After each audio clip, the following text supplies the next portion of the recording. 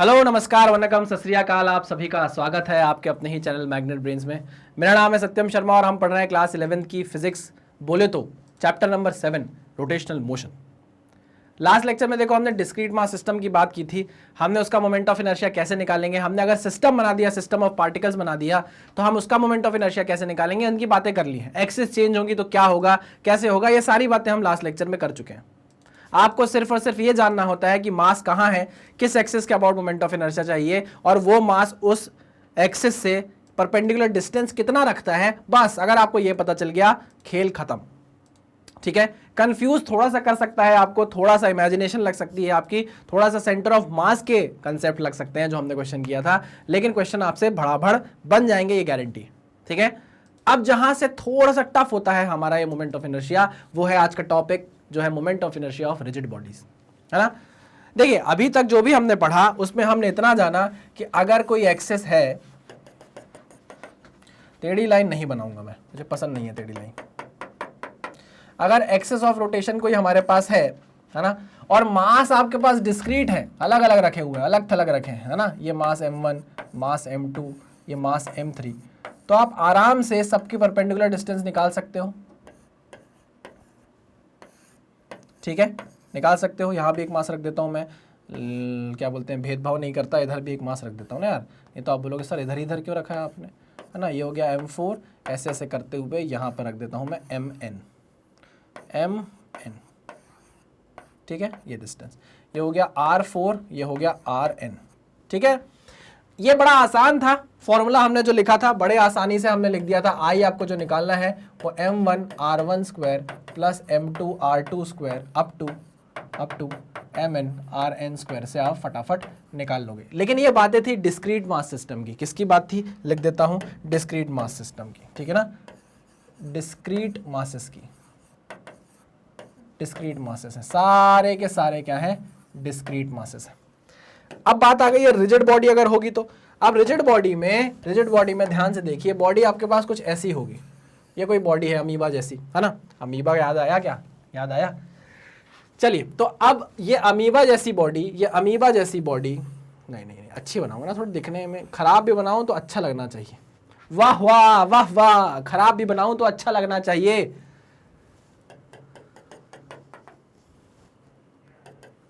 खराब भी बनाओ तो अच्छा लगना चाहिए। मेहनत इतनी करो कि शर्मा जी का बच्चा लगना चाहिए, है ना। चले, अब ये बॉडी है, अब ये कंटिन्यूअस बॉडी है। आप देख रहे हो क्या कि मास आपको अलग अलग दिखाई दे रहा हो कहीं, ना ना ना ना ना। अब यहाँ पर जो मासेस हैं बाबा, वो मासेस बहुत पास छोटे छोटे मासेस है। पहले तो डीएम मासेस है, छोटे छोटे डीएम मासेस। ये देखो, ये डीएम मास छोटू सा, इसके जस्ट बाजू में दूसरा डीएम मास, इसके जस्ट बाजू में यहाँ पर डीएम मास अलग, ये अलग डीएम मास, है ना। आप देख रहे हो कि नहीं, ये सारे छोटे छोटे डीएम मास मिलकर क्या बना रहे हैं, ये रिजिड बॉडी बना रहे हैं, ये कंटिन्यूअस बॉडी बना रहे हैं। ठीक है ना। तो अब इस केस में आपको क्या करना होगा, आपको ये करना होगा कि मान लीजिए अगर आपको वाई एक्सिस के अबाउट पूछ लेता है कि इस पूरी बॉडी का मोमेंट ऑफ इनर्शिया बताओ, तो देखो बनता तो हमको यही है ना, बनता तो हमको यही है। पूछो कुछ भी, बताएंगे हम यही। तो हम इसी का आइडिया उठाएंगे और यहां लगा देंगे। क्या करेंगे, हम ये जानते हैं कि भाई कोई अगर हम छोटू सा डीएम मास ले लें, उस डीएम मास का कोई आर डिस्टेंस तो होगा ही होगा हमारे एक्सिस से, जिस एक्सिस के अबाउट हमको मोमेंट ऑफ इनर्शिया निकालना है। लेकिन इस डीएम मास का अब जो मोमेंट ऑफ इनर्शिया होगा वो डी होगा, छोटू सा मोमेंट ऑफ इनर्शिया। और वो क्या होगा, हम जानते हैं I is equals to M R square होता है, तो D I is equals to D M R square होगा। ये छोटू सा मास, उसका आर डिस्टेंस का स्क्वायर। हाँ कि ना, हाँ कि ना। सिंपल सी बात है, सिंपल सी बात है। देखिए, हम जानते हैं कि अगर हमको बूंद मिल जाए, एक बूंद मिल जाए, उस बूंद को सागर बनाने वाला काम कौन करता है, बूंद को सागर बनाने वाला काम मैथ्स में इंटीग्रेशन करता है ना। ये हमको एक बूंद मिल गई छोटी सी, अब आप कर दो इसको इंटीग्रेट, तो आपको क्या मिल जाएगा, सागर मिल जाएगा। ठीक है ना। तो कैपिटल आई बनेगा ये, और आपको क्या करना है, इंटीग्रेट करना है D M R square. This is the moment of inertia, this is the formula for finding out the moment of inertia of a rigid body. अब मेरी बात समझो कि यहां से जो भी चीजें हम पढ़ने वाले हैं, यहां चीजें समझने के लिए आपको सेंटर ऑफ मास के वो लेक्चर्स देखने पड़ेंगे जहां हम centre of mass find out कर रहे थे इंटीग्रेशन मेथड से। अगर आपने वो चीज़ें अच्छे से देखी होंगी ना, आपको आने वाले जो भी टॉपिक हम पढ़ने वाले हैं वो बहुत आसानी से समझ में आएंगे। जहाँ जहाँ इंटीग्रेशन लगेंगे, वहाँ भी एक डीएम हुआ करता था, याद करो, वहाँ एक वाई हुआ करता था, याद करो। डीएम और वाई कभी इंटीग्रेट नहीं हो पाते तो हम डीएम को वाई के रिस्पेक्ट में चेंज किया करते थे, याद करो। वैसे ही दिक्कत आपको यहां पे भी फंसने वाली है। जब आप इंटीग्रेशन में जाओगे, ये डीएम कभी भी इंटीग्रेट नहीं हो पाएगा, क्योंकि या तो डीएम के साथ कोई आर का, डीएम के साथ कोई मास का एम का वेरिएबल हो, एम हो कुछ, या तो फिर यहां पर डीआर हो, तब जाकर ये इंटीग्रेशन हो सकता था, नहीं तो ये इंटीग्रेशन हमेशा फंसा रह जाएगा। तो हमें वही सारी चीजें फिर से रिपीट करनी पड़ेंगी। कौन सी? हमने जो पढ़ी थी, लीनियर मास डेंसिटी, याद करो, लीनियर मास डेंसिटी हमने पढ़ा था, के हमने जिसको बोला था, याद है कि सब भूल गए? सब याद है सर, थोड़ा थोड़ा। लीनियर मास डेंसिटी के। दूसरी चीज हमने पढ़ी थी सरफेस मास डेंसिटी, याद करो, इसको हमने रो बोला, क्या बोलते हैं इसको यार, बताओ, नाम भूल गया मैं इसका, दिमाग बताओ क्या हो जाता है, सिग्मा, क्या? सिग्मा, है ना। ये हो गया हमारा सरफेस मास डेंसिटी, उसके बाद आता था हमारा डेंसिटी, है ना। चलो, उसको हम क्या बोलते थे, किससे रिप्रेजेंट करते थे? उसको हम रिप्रेजेंट करते थे रो से। जनरली ये 1D बॉडी के लिए होता था, ये 2D बॉडी के लिए होता था, या 3D बॉडी के लिए होता था। लेकिन हम 3D बॉडीज भी ऐसी देखी थी हमने सेंटर ऑफ मास वाले केसेस में, जहां सिर्फ और सिर्फ पूरा मास सरफेस पे डिस्ट्रीब्यूटेड होता था, तो हम वहां पर क्या लगाते थे? सरफेस मास डेंसिटी लगाते थे। ये सारी चीजें आपको पढ़नी पड़ेंगी बाबा, एक बार रिवाइज करनी पड़ेंगी, तभी आप ये चीजें समझ पाओगे जो मोमेंट ऑफ इनर्शिया में मैं आपको पढ़ाने जा रहा हूं। ठीक है, पक्का? चलो आगे बढ़ते हैं हम अपनी पहली रिजिड बॉडी की तरफ, जो कौन सी है? अच्छा, कुछ इंपॉर्टेंट पॉइंट्स है भाई, पहले वो देख लें। क्या इंपॉर्टेंट पॉइंट्स है, क्या मैंने डिस्कस किए हैं या मैंने नहीं डिस्कस किए हैं, ये देखते हैं। Moment of inertia is not constant for a body, it depends on the axis of rotation and the radius distance, जो है ना। आप जानते हो मोमेंट ऑफ इनर्शिया एक कांस्टेंट चीज नहीं है, वो बदल सकती है अगर आपने डिस्टेंस चेंज किया, अगर आपने rotation, axis of rotation change की तो। पता है सर, बता चुके हो आप। Next point, moment of inertia depends on the mass of the body, बता चुके हो सर आप। Higher the mass higher is the moment of inertia, बता चुके हो सर आप। ठीक है, very good. Third point, moment of inertia depends on the distribution of mass about an axis, the farther the mass is distributed from the axis the higher will be the moment of inertia. क्या मैंने इसका example देकर आपको नहीं बताया? क्या मैंने आपको इसका एग्जांपल नहीं दिया कि moment of inertia depends on the distribution of the mass about an axis? जितनी दूर आप मास को रखोगे एक्सिस से, जितनी दूर आपका मास रहेगा डिस्ट्रीब्यूटेड एक्सिस से, उतना ज्यादा मोमेंट ऑफ इनर्शिया रहेगा और उतना ही टफ होगा उस बॉडी को रोटेशन में लाना। याद करो एग्जांपल, मैंने डंबल लेके आपको ऐसे बैठा दिया था दूर करके, मास दूर दूर कर दिए थे, याद है? तो आपका ओमेगा कम हो गया था, लेकिन जैसे ही डंबल को मैंने पास लाया तो आपका ओमेगा बढ़ गया था। क्लियर? ये वही चीज है। चलो नेक्स्ट पॉइंट, बता चुके हो सर आप। Moment of inertia does not change if the mass is rotated with constant radius about axis of rotation clockwise और एंटी क्लॉकवाइज। उसका बोलने का मतलब ये है कि अगर आपके पास कोई एक्सिस है, मान लीजिए y एक्सिस है, और आपने ये मास ले लिया इस दूरी पर, r दूरी पर, ठीक। एक बार आपका मास घूम रहा है ऐसे और एक बार आपका मास घूम रहा है ऐसे, लेकिन उसकी ये परपेंडिकुलर डिस्टेंस चेंज नहीं हो रही है, एक्सिस ऑफ रोटेशन चेंज नहीं हो रही है, तो आपका मोमेंट ऑफ इनर्शिया भी चेंज नहीं होगा। वो सेंस ऑफ रोटेशन पे डिपेंड नहीं करता। आपका moment of inertia sense of rotation पे डिपेंड नहीं करता। आप अगर पर्टिकुलर किसी रेडियस पर बैठे हो, किसी परपेंडिकुलर डिस्टेंस पर बैठे हो, आपका मास भी कांस्टेंट है और वो एक्सिस ऑफ रोटेशन भी वही है जिसके अबाउट आपको घूमना है। चाहे क्लॉकवाइज घूमो चाहे एंटी क्लॉकवाइज घूमो, मास मोमेंट ऑफ इनर्शिया चेंज नहीं होने वाला है। ठीक है, सारी बातें मैंने आपसे कर ली है, ठीक है ना। चलो भाई आओ आगे बढ़ो, आगे बढ़ो, आ जाओ। चलिए भाई, यहां से हमारी तपस्या स्टार्ट होती है। Moment of inertia of a straight rod about an axis through its centre. आपको एक रॉड दे दी है, ये रॉड ऐसी है, मेरी बात समझना, ये रॉड ऐसी है कि ये लंबी है और इसकी थिकनेस बहुत कम है, इसकी विड्थ बहुत कम है, ये लंबी है, तो हम इसको एक 1D रॉड मान सकते हैं। क्या मान सकते हैं? रॉड क्या मान सकते हैं हम? 1D मान सकते हैं। कोई प्रॉब्लम, कोई दिक्कत, कोई परेशानी? नहीं सर, कोई परेशानी नहीं। आइए इसको मैं जरा सही कर दूं। हाँ, अरे अरे अरे, क्या हो गया बेटा तुमको, है नहीं मान रहे हो आज, क्या बात है? चलो, ये 1D हम मान सकते हैं। आपको बताया क्यों 1D माना है? क्योंकि इसकी लेंथ बहुत ज्यादा है, विड्थ इसकी कम है। ठीक है, हाँ सर ठीक है, मान लीजिए सर, आप जो बोलोगे हम वो मान लेंगे। ये हमारी y एक्सिस है और घुमाएंगे हम अपनी रॉड को ऐसे, ये हमारे रॉड का सेंटर ऑफ मास है। टोटल लेंथ L है, सेंटर ऑफ मास के अबाउट एक्सिस पास हुई है, ये L/2 होगा, ये L/2 होगा। हमने क्या किया, हम जानते हैं यार, सिंपल सी बात, हमको पता है कि यहां पर हम जो मोमेंट ऑफ इनर्शिया निकालेंगे वो इसी से निकलने वाला है, इसी से निकलने वाला है ना। आपको पता है कि नहीं? हाँ सर पता है। तो हमको एक डीएम मास तो चुनना होगा, हमको क्या करना पड़ेगा, एक डीएम मास तो चुनना पड़ेगा। तो देखो हमने अपना डीएम मास ये चुना, हमने एक्स डिस्टेंस पे जाके अपना ये डीएम मास चुना। 1 मिनट बना दूं मैं, 1 सेकेंड, है ना? चुन लिया, दिख रहा है आपको? ये हमने अपना डीएम मास चुना, एक्स डिस्टेंस पे जाके ये डीएक्स हमने अपना क्या चुना, डीएक्स लेंथ का एक डीएम मास चुन लिया। अच्छा ठीक है सर, यही क्या है हमारा डीएम मास है। आ जाओ, अब बात ये है कि लो भैया हम यहाँ पर इंटीग्रेशन तो फंसा दें सर, हमको कोई दिक्कत नहीं है, हम इंटीग्रेशन तो फंसा दें, लेकिन हमें एक दिक्कत दिख रही है आने वाले टाइम में। क्या दिक्कत दिख रही है बताओ सर? डीएम और कितनी दूरी पर है डीएम? एक्स दूरी पर है, तो हम लिख सकते हैं डीएम इंटू एक्स स्क्वायर। चलो अब एक बात बताओ, ये जो x है ये कहां से कहां वेरी कर रहा है ना? हम यहां बैठे थे, x इज इक्वल टू 0 है ये, है ना? ये x इज इक्वल टू 0 है, ये क्या है, x is equal to L/2 है, ठीक है ना?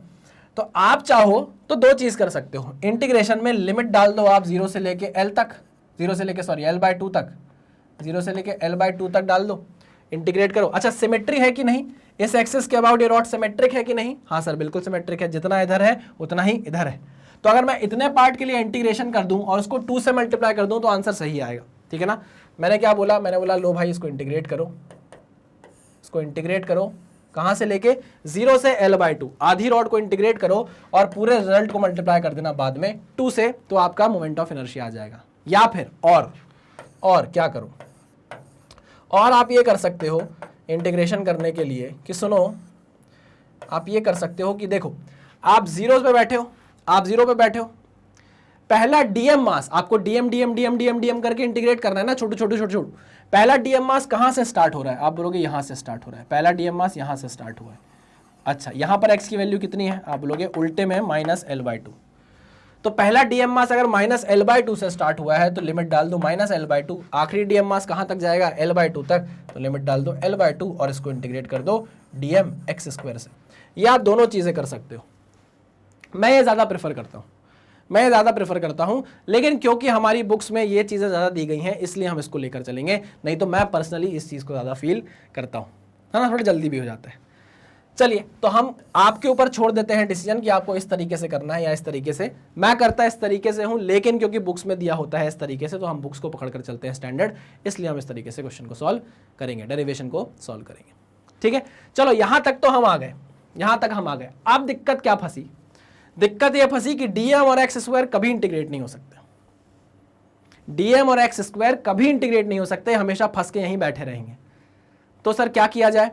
तो कहीं ना कहीं आपको डीएम के अंदर या डीएम का कोई रिलेशन एक्स के साथ प्रूव करना पड़ेगा, आपको इस डीएम का रिलेशन इस एक्स के साथ प्रूव करना पड़ेगा, नहीं तो आप कभी भी इंटीग्रेशन नहीं कर पाओगे। तो मैंने कहा 1 सेकेंड सर, सेंटर ऑफ मास मैंने पढ़ा है, सेंटर ऑफ मास में मैंने एक चीज पढ़ी थी सर कि ये एक 1D ऑब्जेक्ट है, यहां पर जो मास है पूरा का पूरा वो अलोंग द लेंथ डिस्ट्रीब्यूटेड है ना, यूनिफॉर्मली डिस्ट्रीब्यूटेड है। तो हम यहां पर सर यूज करते हैं लीनियर मास डेंसिटी, जिसको बोला जाता है के।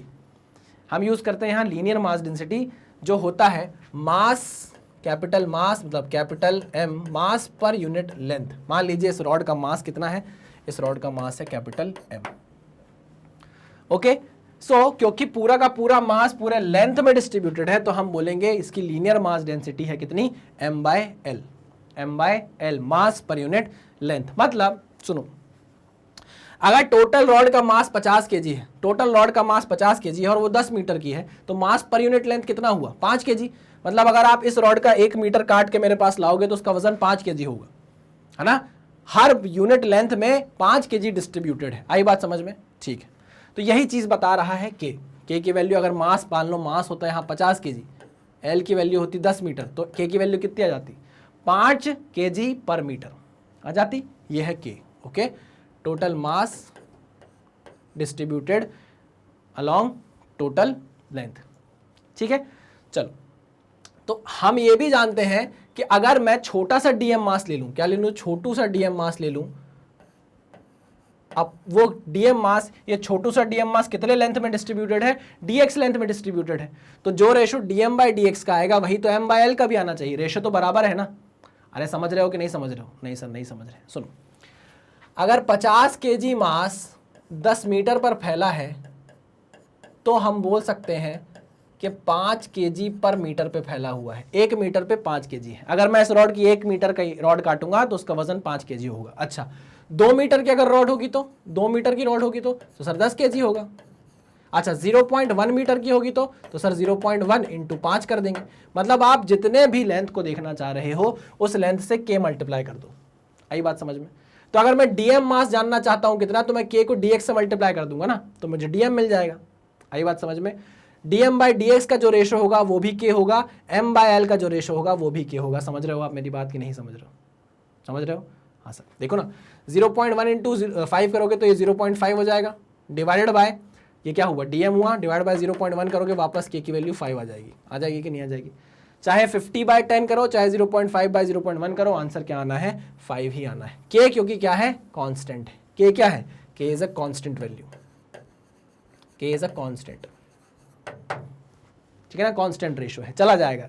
चलिए तो हमने ये बोला कि सर क्या यहां से हम देखो सर हमको डीएम का ना रिलेशन दिख रहा है x के साथ, सर वो k dx दिख रहा है, मुझे क्या दिख रहा है? k dx दिख रहा है। मैंने कहा अरे वाह हेवी ड्राइवर, बहुत हेवी ड्राइवर हो रहे हो तुम तो, बहुत तेज एकदम, बिल्कुल सही बोल रहे हो यार तुम तो, कि डीएम का तुमने dx के साथ रिलेशन निकाल लिया भाई, और क्या चाहिए? और क्या चाहिए तुमको? बस इसको यहां पुट कर देना। अच्छा सर k की वैल्यू पता चल सकती है क्या हमको? मैंने कहा बिल्कुल देख सकते हैं, ये देखो k की वैल्यू क्या है? k की वैल्यू है सर m/l और dm की वैल्यू dm बाई dx भी k होता है कि नहीं होता? तो हम ये बोल सकते हैं सर कि यहाँ से ना जो dm है वो k dx था, k की वैल्यू m/l थी, तो हम बोल सकते हैं सर कि dm की वैल्यू m/l इंटू dx होगी। dm की वैल्यू m/l इंटू dx होगी। आपको समझ में आ रहा है? आ रही है बातें समझ में? हाँ सर। अब देखो dm के अंदर छुपा हुआ x आप बाहर निकाल कर ले आए। मजा आया? बहुत मजा आया सर। आओ रख दे वैल्यू, रख दो सर, रख दो, हम तो निकाले ही इसलिए ना। इसको मैं उठाकर यहाँ पुट कर देता हूँ। आइए यहाँ सॉल्व करूँ, इंटीग्रेशन, ये तो इंटीग्रेट होके भाई i बन जाएगा, है ना, इज इक्वल्स टू डीएम की वैल्यू आपने m/l dx रख दी, m/l बाहर कॉमन आ जाए, कॉन्स्टेंट है बाहर आ जाएगा, dx तो x स्क्वायर का इंटीग्रेशन होगा dx के साथ, लिमिट पड़ेगी -l/2 से लेके l/2 तक की। आइए अब मैं यहाँ पर सॉल्व करता हूँ। चलिए i is equals to m/l बाहर रहने दो, x स्क्वायर का इंटीग्रेशन होगा x³/3, लिमिट जाएगी कहाँ से कहाँ तक? 0 से लेके, सॉरी 0 नहीं, -l/2 से लेके l/2 तक। ठीक, 3 हमने बाहर ले लिया, देखो x³/3 होता, 3 बाहर आ गया है। आइए इंटीग्रेट कर रहे हैं भाई, लिमिट पुट कर दें, कैपिटल M/3l, l/2 का क्यूब, l/2 का क्यूब कितना होगा? l/8, l³/8, सही कहा क्या? l/2 का क्यूब कितना होगा? l³/8 माइनस ऑफ -l/2, तो प्लस हो जाएगा l³/8। ये माइनस था ना, माइनस प्लस हो जाएगा। चलिए तो ये कितना हो गया? l³ plus l³ is 2l³/8 हो गया कि नहीं हो गया? आइए इसको कहाँ लिख दूँ, यहाँ लिखूँ, कल दूसरे कलर से लिखता हूँ। आइए, आओ घर में पधारो गजानंद जी, मोरे घर में पधारो। चलो m/3l, l³ हो जाएगा 2l³/8, 2l³/8। चलो l से कट गया, ये हो गया l², है ना, ये कट गया 2 4 ज़ा 8, ये हो गया 4 3 ज़ा 12। तो i की वैल्यू कितनी आ गई? i आया ml²/12। वाह मज़ा आया। अबाउट y डैश एक्सिस, जो कहाँ से जा रही है? सेंटर ऑफ मास से जा रही है। जो कहाँ से जा रही है? सेंटर ऑफ मास से जा रही है भाई। अब इस चीज़ की आपको इतनी ज़रूरत पड़ेगी ना कि मैं क्या बताऊं कितनी ज़रूरत पड़ेगी। तो हम क्या करने वाले हैं, हम इस चीज़ को एज अ फॉर्मूला याद रखने वाले हैं। आप रखो अपने पास, या इसका स्क्रीनशॉट रखो कि moment of inertia of a straight rod about an axis through its centre क्या होता है? ml²/12। क्योंकि आने वाले टाइम में क्या होगा, ये एक्सिस बदल जाएगी, ये एक्सिस यहां एंड पर आ जाएगी। आपसे पूछेगा कि अब रॉड को यहां से पकड़ के घुमाया जा रहा है, इस एक्सिस के अबाउट घुमाया जा रहा है, अभी तो सेंटर के अबाउट घुमाया जा रहा था, बाद में इसके अबाउट घुमाया जाएगा, तो ये वैल्यू बदल जाएगी बाबा। याद रखना है, जब भी क्वेश्चन में रॉड आए सेंटर के अबाउट घूम रही होगी, आई की वैल्यू ml²/12 आपको फट से पुट कर देना है, ज्यादा रुकना नहीं। क्वेश्चन बनते हैं, बिल्कुल बनते हैं। इस एक्सिस को उठा के मैं बीच में कहीं रख दूंगा, यहाँ कहीं रख दूंगा, आपसे पूछूंगा। आगे जाके हम perpendicular axis theorem, parallel axis theorem सब पढ़ेंगे, उससे ये काम बहुत आसान हो जाएंगे, है ना। बट इंटीग्रेशन वाली मेथड आपको बननी चाहिए, बिल्कुल बननी चाहिए, बहुत अच्छे से बननी चाहिए, नहीं तो आप फंस जाओगे कुछ अच्छे लेवल के क्वेश्चन में। ठीक है, चलिए इसको नोट डाउन करिए, फिर हम आगे बढ़ते हैं। चलिए आगे बढ़ें। अब देखो, अगर आपको प्रैक्टिस करनी है किसकी, इंटीग्रेशन की, कि भाई कैसे इंटीग्रेशन होगा, हम फंसेंगे तो नहीं, तो आप एक्सिस चेंज कर सकते हो। जो आपने अभी सेंटर से किया, अगर एक्सिस में यहाँ कर देता, देखो ये करने की ज़रूरत इसलिए है कि आप इंटीग्रेशन सीख जाओ, बाकी इसकी ज़रूरत आपको नहीं पड़ेगी, क्योंकि हम आगे जाके पैरेलल एक्सिस थ्योरम पढ़ लेंगे, तो आपको ये सब मेहनत की कोई ज़रूरत पड़ेगी नहीं कभी, है ना। आ जाओ। अरे लेकिन इंटीग्रेशन आपको बनना चाहिए। अरे यार सीधी लाइन खिंच जा, अरे नहीं, हाँ सर ठीक है, बढ़िया खिंच गई, बहुत नाटक कर रही थी सीधी लाइन खींचने में, है। चलो अब क्या करो, इस एक्सिस को भूल जाओ, यही आपकी एक्सिस है। अब आपकी रॉड इस एक्सिस के अबाउट घूमेगी ऐसे। क्या करना है, एक्स डिस्टेंस पे जाना, एक्स डिस्टेंस पे जाके आप अपना क्या काट लेना भाई, dx लेंथ का एक dm मास काट लेना। ठीक, आप x इज इक्वल टू 0 से आपका dm मास चालू होगा और x is equal to l length तक जाएगा। लिमिट आपकी x इज इक्वल टू 0 से l तक चढ़ जाएगी। बाकी सारी चीजें सेम रहेगी, कुछ भी बदलने वाला नहीं है। ठीक है, चलिए करके देखिएगा। इंटीग्रेशन आपको बनने लगेगा ना, तो आप खुद देखना आगे ऐसे अच्छे अच्छे क्वेश्चन आपको मिलेंगे जिसमें आपको इंटीग्रेशन से ही पकड़ना पड़ेगा। यहाँ तो चलो, यहाँ पर क्या है, इसकी डेंसिटी वेरी नहीं कर रही है, बढ़िया, सारा मास अच्छी जगह से यूनिफॉर्मली डिस्ट्रीब्यूटेड है। कभी कभी ऐसे क्वेश्चन आ जाएंगे जब मास डिस्ट्रीब्यूटेड नहीं होगा या एक्स के साथ वेरी कर रहा होगा, वहां आप क्या करोगे, आई बात समझ में, तो वहां आपको इंटीग्रेशन आना चाहिए। आइए भाई आगे बढ़ते हैं। नेक्स्ट हमारे चलते हैं पड़ाव पे। Moment of inertia of a circular ring about an axis passing through its centre and perpendicular to its plane. अच्छा, एक रिंग है, उसके अंदर, उसके सेंटर से एक एक्सिस जा रही है। कैसे जा रही है, एक सेंटर से एक्सिस जा रही है, ठीक है ना। परपेंडिकुलर टू प्लेन भी है वो, सेंटर से तो जा ही रही है, परपेंडिकुलर टू द प्लेन भी है वो। आपको क्या निकालना है, आपको क्या निकालना है, उसका MOI निकालना है इस एक्सिस के अबाउट। चलो जो बनता है वो करेंगे। DI is equals to DM r² integration, है ना। यहीं से स्टार्ट करना है, जो करना है। ठीक है, मान लेते हैं हम टोटल मास m है रिंग का, रेडियस r है रिंग की। ठीक है, पक्की बात है, हाँ सर बिल्कुल सही बात आपने की है, कुछ भी गलत आपने नहीं की है। लेकिन सर यहाँ पे क्या हो रहा है ना, मुझे एक चीज़ दिमाग में आ रही है कि अगर ये DM मास है तो इस DM मास का इस एक्सिस से डिस्टेंस कितना है सर, इस DM मास का इस एक्सिस से डिस्टेंस r है सर। कितना है, r है सर, ये देखो सर, कैपिटल R। अच्छा, अगर मैं DM मास चेंज करता हूँ, अगर मैं DM मास ये ले लेता हूँ, तो क्या उसका डिस्टेंस सेंटर से बदल जाएगा क्या? आप बोलोगे बिल्कुल भी नहीं सर, बिल्कुल भी नहीं। यहाँ से भी कितना है, R है। अरे मैंने कहा ये क्या बात कर रहे हो यार, अगर मैं इधर DM मास ले लूँ तो आप आपने बोला सर जहाँ भी DM मास ले लो, है तो रिंग पे ही ना, है तो रिंग पर ही, तो रेडियस कैसे चेंज हो जाएगी, उस मास की रेडियस कैसे चेंज हो जाएगी? हर जगह रेडियस क्या रहने वाली है, R ही रहने वाली है। मतलब ये जो R पहले चेंज हुआ करता था, अभी रॉड वाले केस में हमने देखा था कि R चेंज हो रहा था, याद करो ना, ये देखो x चेंज हो रहा था तो x की हमने लिमिट रखी थी। अब यहाँ तो x चेंज ही नहीं हो रहा, जो R के बराबर है, कैपिटल R के बराबर, ये देखो। तो मतलब कुल मिलाकर ये हुआ कि DI इंटीग्रेशन अगर आप करोगे, कैपिटल I बनेगा, ये इंटीग्रेशन बनेगा किसका, चलो उसको साथ ही में इंटीग्रेट करेंगे, इसका इंटीग्रेशन बनेगा DM कैपिटल R²। अब देखो R की कोई लिमिट नहीं जाने वाली, क्योंकि R तो कांस्टेंट है। आप ऐसे भी लिख सकते हो, इंटीग्रेशन R तो कांस्टेंट है, कैपिटल R²। हाँ कि ना, हाँ सर। तो यहाँ क्या खेला हो गया, कितना आसान हो गया है डेरिवेशन। अब आपको सारे DM मास को छोटे जोड़ देना है, इंटीग्रेट कर देना है। सारे DM मास को आप जोड़ दोगे तो वो क्या बन जाएगा, कैपिटल M बन जाएगा, total mass of the ring. तो I कितना आ जाएगा, capital mass of the ring into R²। आई बात समझ में, कितना आसान था। ये तो एकदम हलवा था ना, क्या था, हलवा था कि नहीं था, बिल्कुल हलवा था। इसमें हुआ ही क्या, किया ही क्या, आप यहाँ कुछ भी चीज़ों में मत फंसना, क्योंकि फंसने के लिए कोई चीज़ ही नहीं है। जब यहाँ पर DM मास की डिस्टेंस चेंज ही नहीं हो रही है सेंटर से, तो हम क्या वेरी कराएं, कुछ वेरी कराने को है ही नहीं, वो तो कांस्टेंट वैल्यू थी, बाहर आ गई। और DM इंटीग्रेट होके हमेशा छोटा DM DM DM DM DM DM DM add करोगे, क्या बनेगा, total mass of the ring बनेगा ना, बन गया।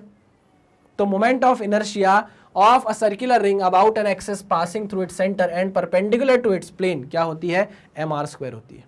ठीक है ना, एम आर स्क्वायर होती है।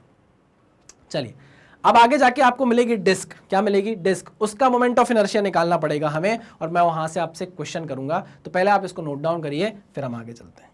चलिए आगे बढ़े। नेक्स्ट हमको देखना है एक और, शायद रेक्टेंगुलर लैमिना के लिए अब हमें देखना है, हाँ, moment of inertia of a rectangular lamina about an axis passing through its centre and perpendicular to its plane. बाबा, लैमिना का मतलब ये होता है कि ये सिर्फ और सिर्फ 2D है, मतलब इसकी कोई अंदर थिकनेस नहीं है। आई मेरी बात समझ में, ठीक है। जैसे कि मान लीजिए पेपर देख लीजिए, है ना, ये पेपर है, अगर मैं देखूं तो ये पेपर का आपको सिर्फ ये हिस्सा दिखेगा, इसकी कोई थिकनेस नहीं है ना, बिल्कुल पतला सा पेपर है, तो हम बोल सकते हैं कि ये क्या है, एक लेमिना है। अगर रेक्टेंगल शेप का है तो रेक्टेंगुलर लेमिना है, ठीक है। तो हमें बोला गया है कि भाई रेक्टेंगुलर लेमिना का क्या निकालो आप, moment of inertia find out करो, किस एक्सिस के about an axis passing through its centre and perpendicular to its plane. Perpendicular to its plane नहीं, परपेंडिकुलर टू इट्स प्लेन तो नहीं करेंगे अभी हम, क्योंकि हमने भी परपेंडिकुलर एक्सिस पढ़ी नहीं है ना। हम इसको थोड़ा सा चेंज करते हैं, परपेंडिकुलर टू इट्स प्लेन तो नहीं करेंगे अभी हम, क्योंकि हमने अभी परपेंडिकुलर एक्सिस थ्योरम पढ़ी नहीं है। हम क्या करेंगे, moment of inertia of rectangular lamina about an axis passing through its centre, ठीक है, बस इतना हम देखने वाले हैं। आइए, जब हमने पढ़ा नहीं है तो हम अभी से क्यों हीरो बन जाए भाई, है ना, पहले से हम क्यों पढ़ लें वो चीज़ जो हमने अभी देखी ही नहीं है। जब देखेंगे तो ये भी कर लेंगे, कोई बड़ी बारी बात तो है नहीं, है ना। चलिए आइए देखते हैं। तो करना क्या होगा, हम पहले एक्सिस तो ड्रॉ कर ले, फिर हमको समझ में आएगा कि हमें क्या करना है। देखिए यहाँ पर, ओहो, ये एक्सिस है जिसके अबाउट हमें निकालना है, ठीक है ना। मान लीजिए हमारा सेंटर ऑफ मास है, ये हमारा सेंटर ऑफ मास है, this is our centre of mass. इसके पास, इससे पास होते हुए एक एक्सिस हमने बनाई हुई है, ठीक है ना। पहले हम इस एक्सिस के अबाउट निकालेंगे, इस एक्सिस का नाम हमने दे दिया क्या, वाई वाई। फिर हम दूसरी एक्सिस बनाएंगे जो कि होगी हमारी एक्स एक्स एक्सिस। तो पहले हम वाई वाई के अबाउट देख लें, एक्स एक्स के अबाउट फिर से देख लेंगे, कोई बड़ी बात तो है नहीं। चलिए, तो मैं आपको गिवन क्या दे रहा हूँ, गिवन आपको, आप समझ गए ना, परपेंडिकुलर टू इट्स प्लेन का मतलब होता कि एक्सिस ऐसी जाती, एक्सिस ऐसी जाती, है ना। जब हम परपेंडिकुलर एक्सिस थ्योरम पढ़ेंगे तब हम इस चीज को देखेंगे कि अगर किसी प्लेन के ऊपर परपेंडिकुलर कोई एक्सिस है, और अगर आपको एक्स वाई और एक्स के अबाउट मोमेंट ऑफ इनर्शिया पता है, तो आप कैसे परपेंडिकुलर एक्सिस के अबाउट निकालो, वो हम पढ़ेंगे परपेंडिकुलर एक्सिस थ्योरम में। इसलिए मैंने इस चीज को भी काट दिया है। बता तो मैं आपको यहां भी सकता हूं, लेकिन कोई मतलब नहीं रहेगा, हमारा जो सीरीज है वो बिगड़ जाएगी, ठीक है। चलिए, मैं आपको गिवन ये दे रहा हूं कि इस रेक्टेंगुलर लेमिना का मास है m, है ना, और इसकी लेंथ है l। कितनी लेंथ का है भाई, ये l लेंथ का है, और इसकी विड्थ कितनी है, इसकी विड्थ है b, ठीक है, इसकी विड्थ कितनी है b। चलिए, तो m इसका मास है, l इसकी लेंथ है, और b इसकी विड्थ है, ठीक है। चलिए, और हम ये भी जानते हैं कि ये कैसा ऑब्जेक्ट है भाई, 2D ऑब्जेक्ट है। ये बोलने का मेरा क्या मकसद है आप समझ गए होंगे। अगर आपने सेंटर ऑफ मास पढ़ा होगा, मेरे लेक्चर अगर आपने सेंटर ऑफ मास के देखे होंगे, तो आप समझ गए होंगे कि मेरा 2D बोलने का क्या मकसद है, मैं आपको क्या हिंट देना चाहता हूँ, ठीक है। चलिए, जिनने पकड़ लिया होगा वेरी गुड, जिनने नहीं पकड़ा अभी आगे जाकर देखिएगा। चलिए भाई, हम देखते हैं कि अगर हमको moment of inertia find out करना है तो हमें एक छोटा सा डीएम मास तो लेना ही पड़ेगा। लेना पड़ेगा कि नहीं लेना पड़ेगा, हाँ सर बिल्कुल लेना पड़ेगा, बिल्कुल लेना पड़ेगा, ठीक है ना। ये है फॉर्मूला हमारा di is equal to D M R square, जो होता है जनरलाइज्ड फॉर्मूला। हाँ सर, आओ पहले हम कोई एलिमेंट तो पकड़ लें, एलिमेंट तो पकड़ ले, कोई डीएम एलिमेंट तो पकड़ ले। तो आइए एलिमेंट पकड़ते हैं, हम चलते हैं।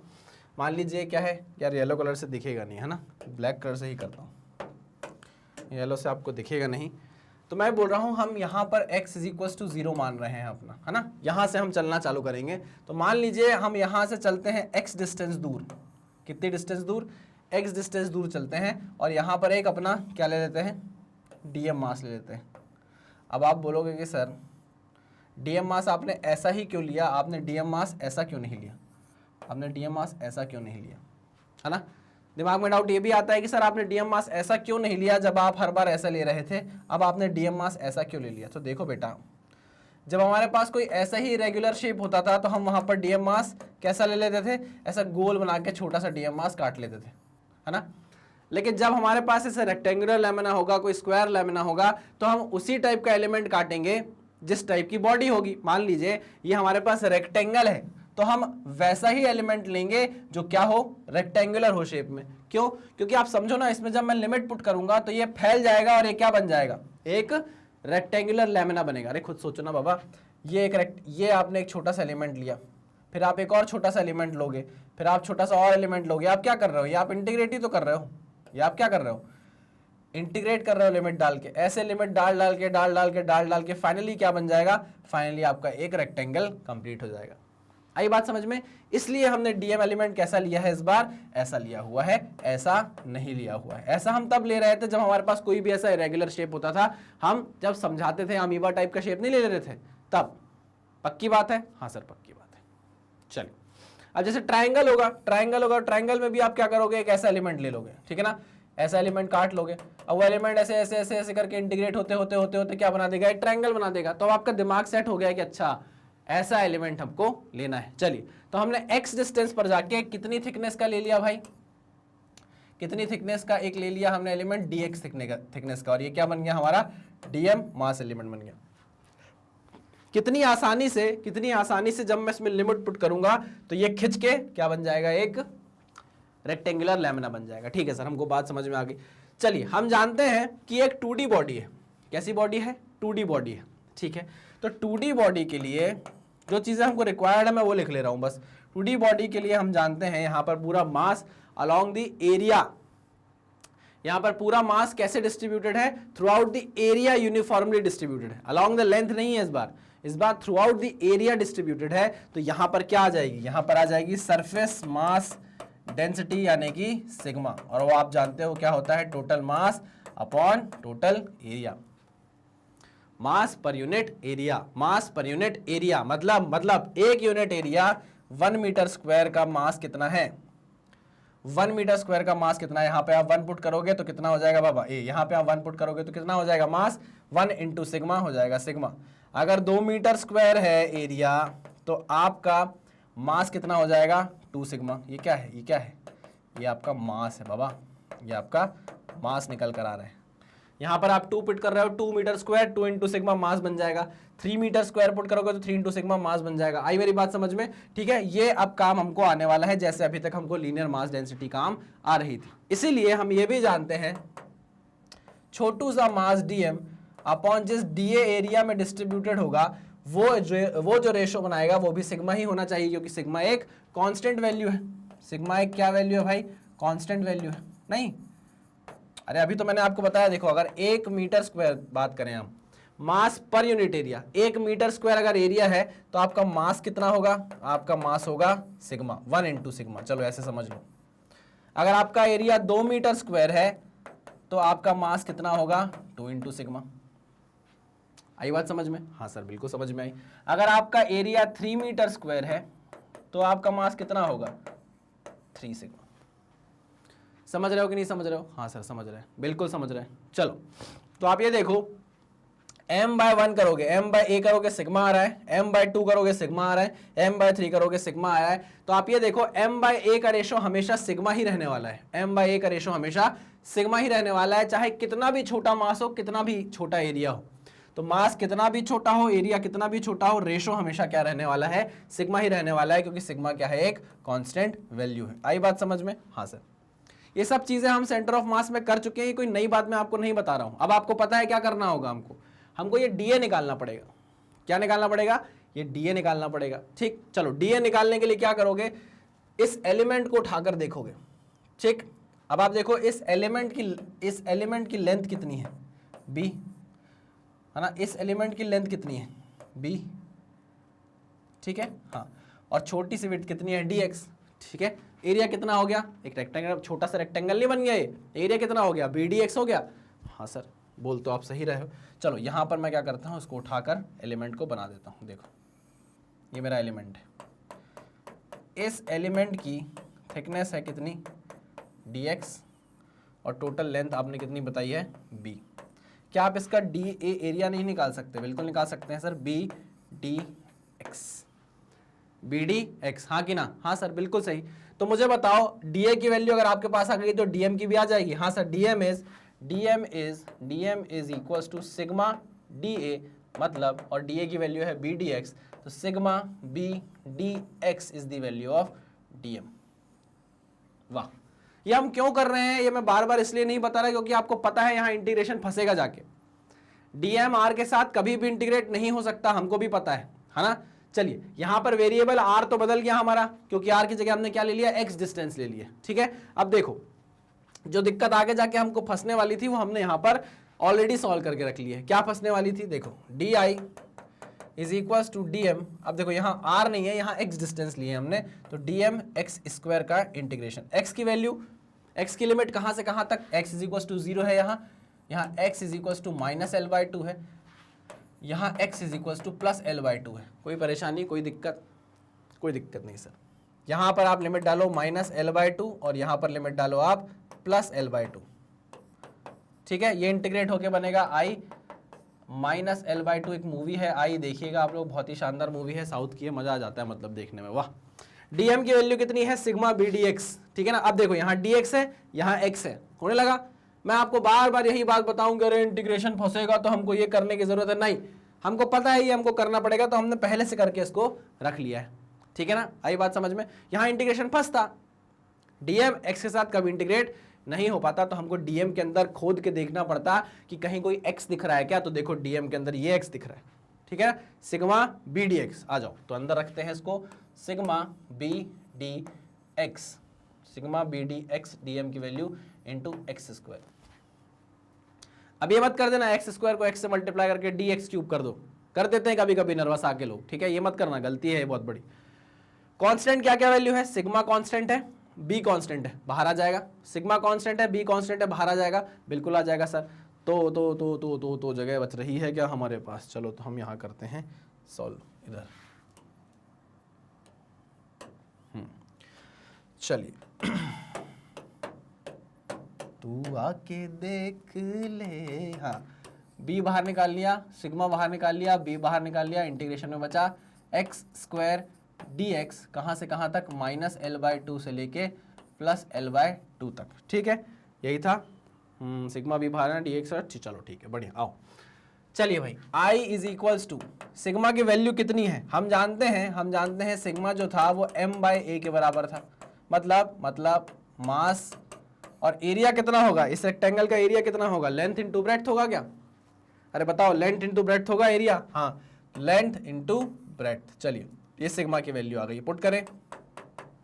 सिग्मा की वैल्यू है m by L B into B, integration X square का कितना होगा, एक्स क्यूब बाय 3 बाहर निकाल लिया, लिमिट पुट करते हैं माइनस एल बाई 2 से लेके एल बाई 2 तक। यार ये कल जैसा नहीं आ रहा, कल मतलब सॉरी इस लेक्चर जैसा नहीं आ रहा। इसी लेक्चर में जो हमने क्या किया था, रॉड के लिए किया था, उसमें भी तो ऐसा इंटीग्रेशन फंसा था आगे जाके, देखो शायद वही वैल्यू आए। आओ b से b को काट दिया, I is equals to m upon 3l, okay l by 2 का क्यूब माइनस ऑफ माइनस, ये हो जाएगा प्लस l बाई 2 का क्यूब, है ना। आइए I is equals to 3 m upon 3l, ये कितना हो जाएगा, l cube by 8, l cube by 8 plus l cube by 8 कितना हो जाएगा, 2l क्यूब बाई 8, तो ये हो जाएगा 2l क्यूब बाई 8, l से l कट गया, स्क्वायर बचा, 2 4 जा, अरे तो वही आ गया, I is equals to M L square by 12 आ गया सर। ये तो सर मतलब ओ हो सर, मेरे दिमाग में बहुत बड़ा डाउट क्लियर आ गया सर, बहुत बड़ा डाउट आ गया। क्या डाउट आया सर, हमने क्या किया था अभी थोड़ी देर पहले, रॉड का निकाला था मोमेंट ऑफ इनर्शिया। ऐसी रॉड थी हमारे पास 1D की, आपने बोला था, हाँ मैंने बोला था, बिल्कुल बोला था सर। आपने जब इसकी एक्सेस का, इस एक्सेस के अबाउट मोमेंट ऑफ इनर्शिया निकाला था, इस एक्सेस के अबाउट मोमेंट ऑफ इनर्शिया निकाला था, तो आपका वाई वाई है ना, आपका जो आई वाई वाई आया था वो आया था एम एल स्क्वायर बाय 12। तो सर ये क्या आ गया सर, ये क्या आ गया सर, ये तो रॉड का एम एल स्क्वायर बाय 12 था। यहाँ पर तो आपने मोमेंट ऑफ इनर्शिया किसका निकाला है, रेक्टेंगुलर लैमिना का निकाला है, ये भी एम एल स्क्वायर बाय 12 आ गया। मतलब बिल्कुल सही है, बिल्कुल सही है। क्यों सही है सर, बाबा ध्यान से देखना, अगर इस रॉड के ऊपर मैं एक और रॉड फंसा दूं, इस रॉड के ऊपर मैं एक और रॉड फंसा दूं, इस रॉड के नीचे मैं एक और रॉड फंसा दूं, इस रॉड के नीचे मैं एक और रॉड फंसा दूं, क्या बन जाएगा ये क्या बनता हुआ दिखाई दे रहा है सर? ये एक रेक्टेंगुलर लेमिना बनता हुआ दिखाई दे रहा है। हाँ बिल्कुल सही। मतलब अगर आप ऐसी रॉड के ऊपर दूसरी रॉड रख दो, फिर तीसरी रॉड रख दो, फिर चौथी रॉड रख दो, तो भाई उस रॉड का इस एक्सिस के अबाउट जो मोमेंट ऑफ इनर्शिया होगा वही रेक्टेंगल बनने के बाद सेम रहेगा। नहीं आई बात समझ में? देखो ध्यान से देखना ध्यान से देखना। इसके अंदर आपको ऐसे रॉड दिखाई दे रही है, पतली पतली ऐसी रॉड दिखाई दे रही है, देखो रॉड दिखाई दे रही है। हाँ सर दिखाई दे रही है ना, क्लियरली दिखाई दे रही है सर। बस तो आप ये समझ लो कि आपने रॉड का निकाला और एक रॉड के ऊपर दूसरी रॉड के ऊपर तीसरी रॉड के ऊपर चौथी रॉड के ऊपर पांचवी रॉड के ऊपर आप रखते गए और आप उसी एक्सिस के about moment of inertia find out कर रहे हो, इसी एक्सिस के about moment of inertia find out कर रहे हो। तो जो एक सिंपल रॉड का मोमेंट ऑफ इनर्शिया था वही इस रेक्टेंगुलर लेमिना का मोमेंट ऑफ इनर्शिया बन जाएगा। अच्छा सर, अच्छा सर, अच्छा मतलब सर फिर हमारे दिमाग में तो एक और चीज आ गई। ऐसे तो सर आगे जाके हम अगर सिलेंडर पढ़ेंगे तो सिलेंडर तो सर डिस्क से बन सकता है। एक डिस्क के ऊपर दूसरी डिस्क के ऊपर तीसरी डिस्क के ऊपर चौथी डिस्क, पांचवी डिस्क, छठवीं डिस्क, सातवीं डिस्क, आठवीं डिस्क, नौवीं डिस्क, और ऐसे तो सिलेंडर भी बन सकता है। मतलब आप अगर डिस्क का निकालोगे मोमेंट ऑफ इनर्शिया तो हम उससे अब सिलेंडर का भी निकाल सकते हैं क्या? मैंने कहा लेट्स सी, मैंने कहा कौन जाने, ये भी हो सकता है, हु नोज। ये कंसेप्ट मैंने आपको यहां बता दिया, हो सकता है ये कंसेप्ट आपको सिलेंडर में भी लग जाए, हॉलो सिलेंडर में भी लग जाए, सॉलिड सिलेंडर में भी लग जाए।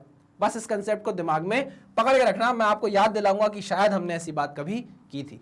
ठीक है, तो चलिए ये दूसरा फॉर्मूला हमारे सामने, तीसरा फॉर्मूला हमारे सामने आ गया है, किसके लिए? रेक्टेंगुलर लेमिना के लिए। पहले हमने निकाला रॉड का ml²/12, फिर हमने निकाला रिंग का mr², फिर हमने निकाला रेक्टेंगुलर लेमिना का ml²/12। बट किस एक्सिस के अबाउट? इस एक्सिस के अबाउट। कुछ और बातें करेंगे, आओ ध्यान से सुनो। ये आपने लिख लिया है, नोट डाउन कर लिया है? हाँ सर कर लिया है। चलिए चलो अब मुझे थोड़ा सा इसको साफ करने की जरूरत है ताकि मैं आपको आगे की चीजें बता पाऊं। देखिए आपकी एक्सिस अभी कौन सी थी?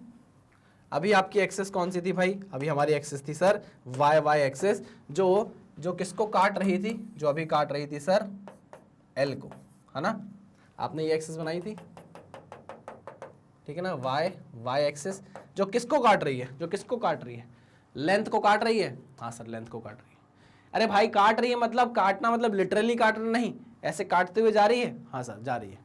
ओके, तो जब आपने मोमेंट ऑफ इनर्शिया इस एक्सिस के अबाउट निकाला तो आपका मोमेंट ऑफ इनर्शिया कितना आया? I Y is equals to ml²/12।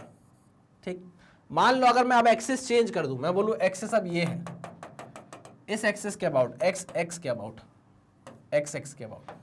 Moment of inertia आप एक्स के अबाउट निकालो, तो यार यहां पे ना थोड़ी सी चतुराई दिखानी पड़ेगी,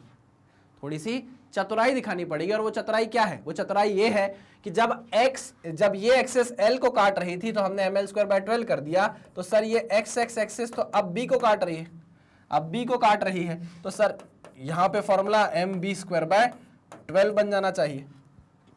मैंने कहा बिल्कुल सही है, कुछ गलत नहीं है। अरे कुछ गलत नहीं है बाबा, सही बोल रहा हूं। Ix is equals to mb²/12, इसमें कुछ भी गलत नहीं है। चाहो तो आप सॉल्व करके देख सकते हो, लेकिन वही बात हो जाएगी, आपको करना वही प्रोसीजर है। क्या करना है? यहां से x डिस्टेंस दूर जाना है, एक एलिमेंट काट लेना है, ये कट जाएगा एक एलिमेंट, ठीक है ना? इस एलिमेंट को आपको लेकर, है ना, x डिस्टेंस दूर गए, कितना हुआ ये? अब इसको y डिस्टेंस लेना, अगर आपको मन कर रहा है तो इसको y ले लेना, इसको dy ले लेना, y डिस्टेंस dy ले लेना, ठीक है ना? वही रहेगा। अब देखो इसकी थिकनेस है भाई dy और इसकी लेंथ है l, ठीक है ना? तो l इंटू dy बन जाएगा इसका एरिया। सेम वही इंटीग्रेशन प्रोसेस होगा, आप x इज इक्वल टू 0 पे बैठोगे, -b/2 से +b/2 की तरफ जाओगे, वही सारी चीज होनी है। यहां पर l था, यहां b आ जाएगा, mb²/12 हो जाएगा। क्लियर बात? पक्का 100%। तो आपको रेक्टेंगुलर लेमिना की y एक्सिस के अबाउट मोमेंट ऑफ इनर्शिया पता चल गई, जो कि सेंटर ऑफ मास से पास हो रही है। किससे पास हो रही है?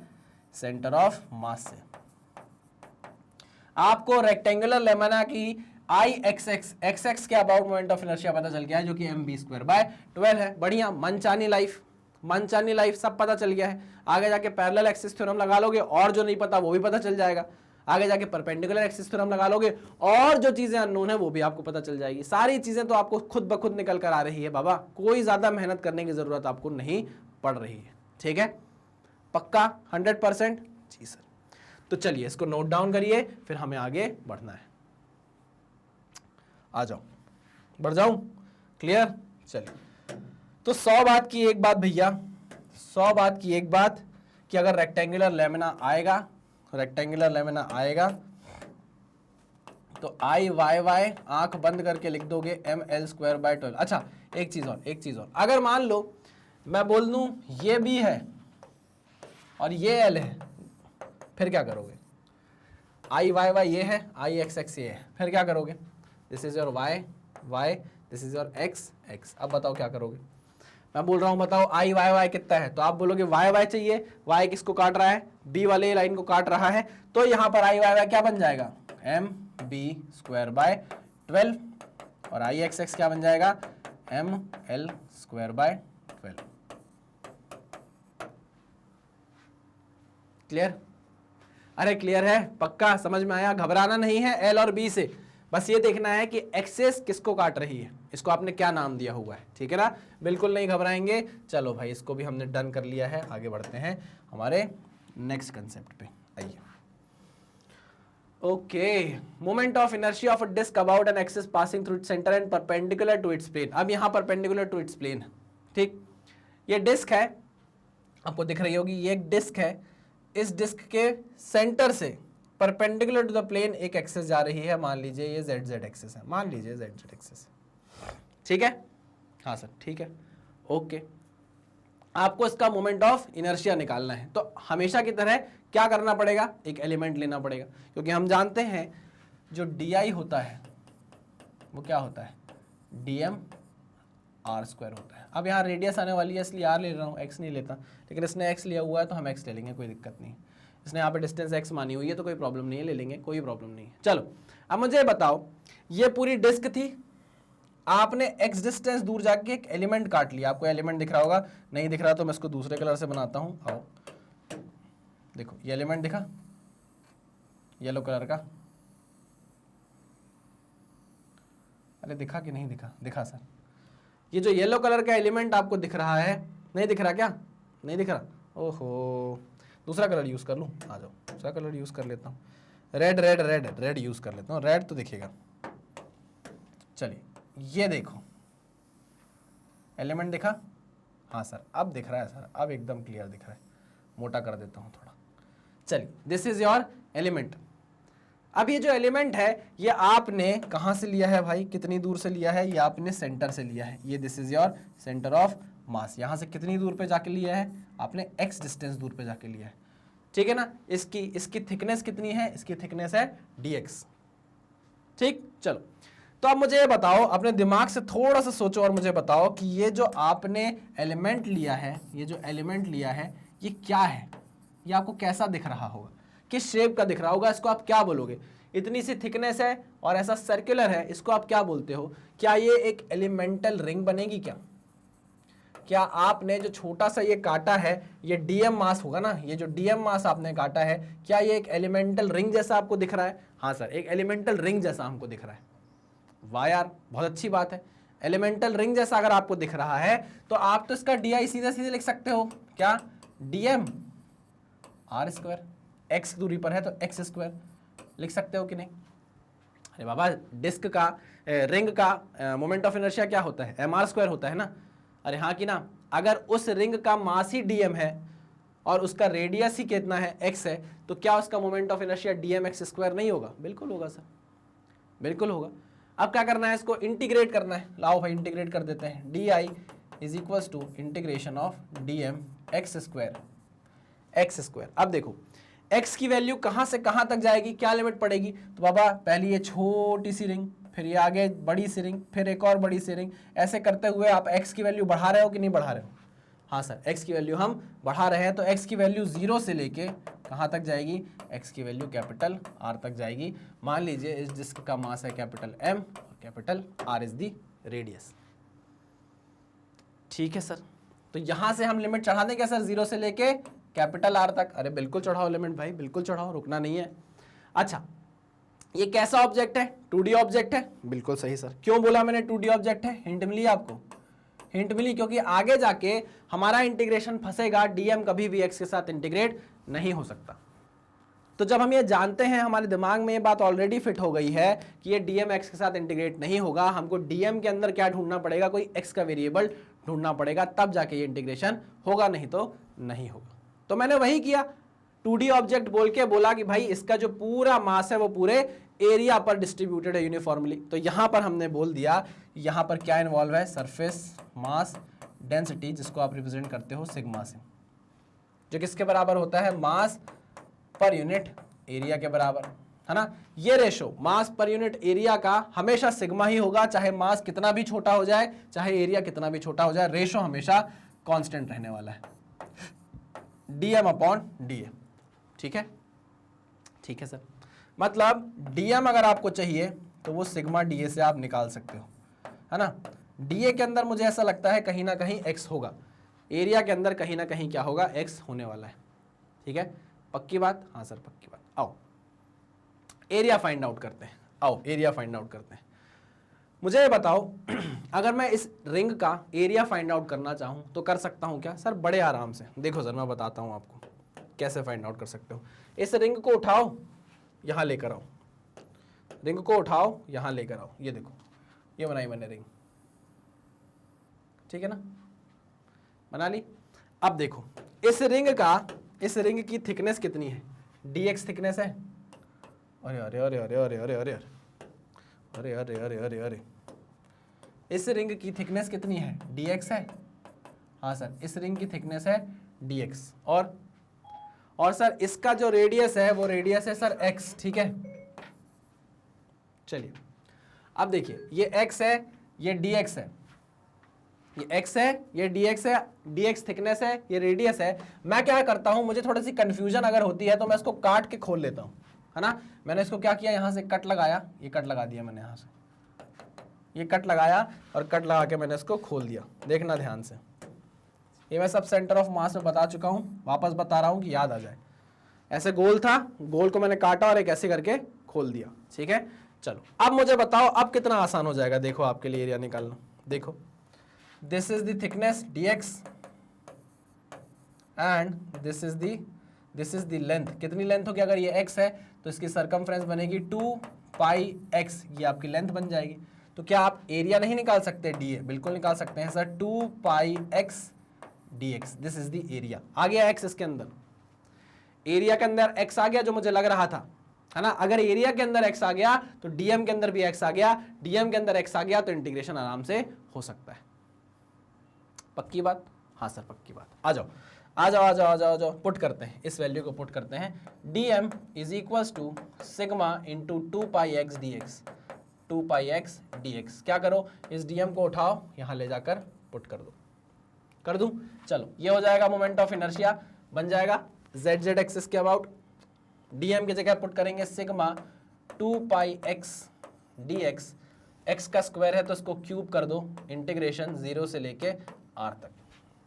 कांस्टेंट क्या क्या है बाहर निकाल लीजिए, कांस्टेंट क्या क्या है बाहर निकाल लीजिए। सिग्मा कांस्टेंट बाहर, 2 बाहर, पाई बाहर, ठीक है ना, 2 पाई सिग्मा। चलो 2 पाई सिग्मा बाहर, अंदर बचा 0 से लेके r लिमिट के बीच में एक्स क्यूब डी एक्स। ठीक है, बढ़िया सर। i is equals to X cube का इंटीग्रेशन एक्स की पावर 4/4, 4 बाहर निकाल ले रहा हूं।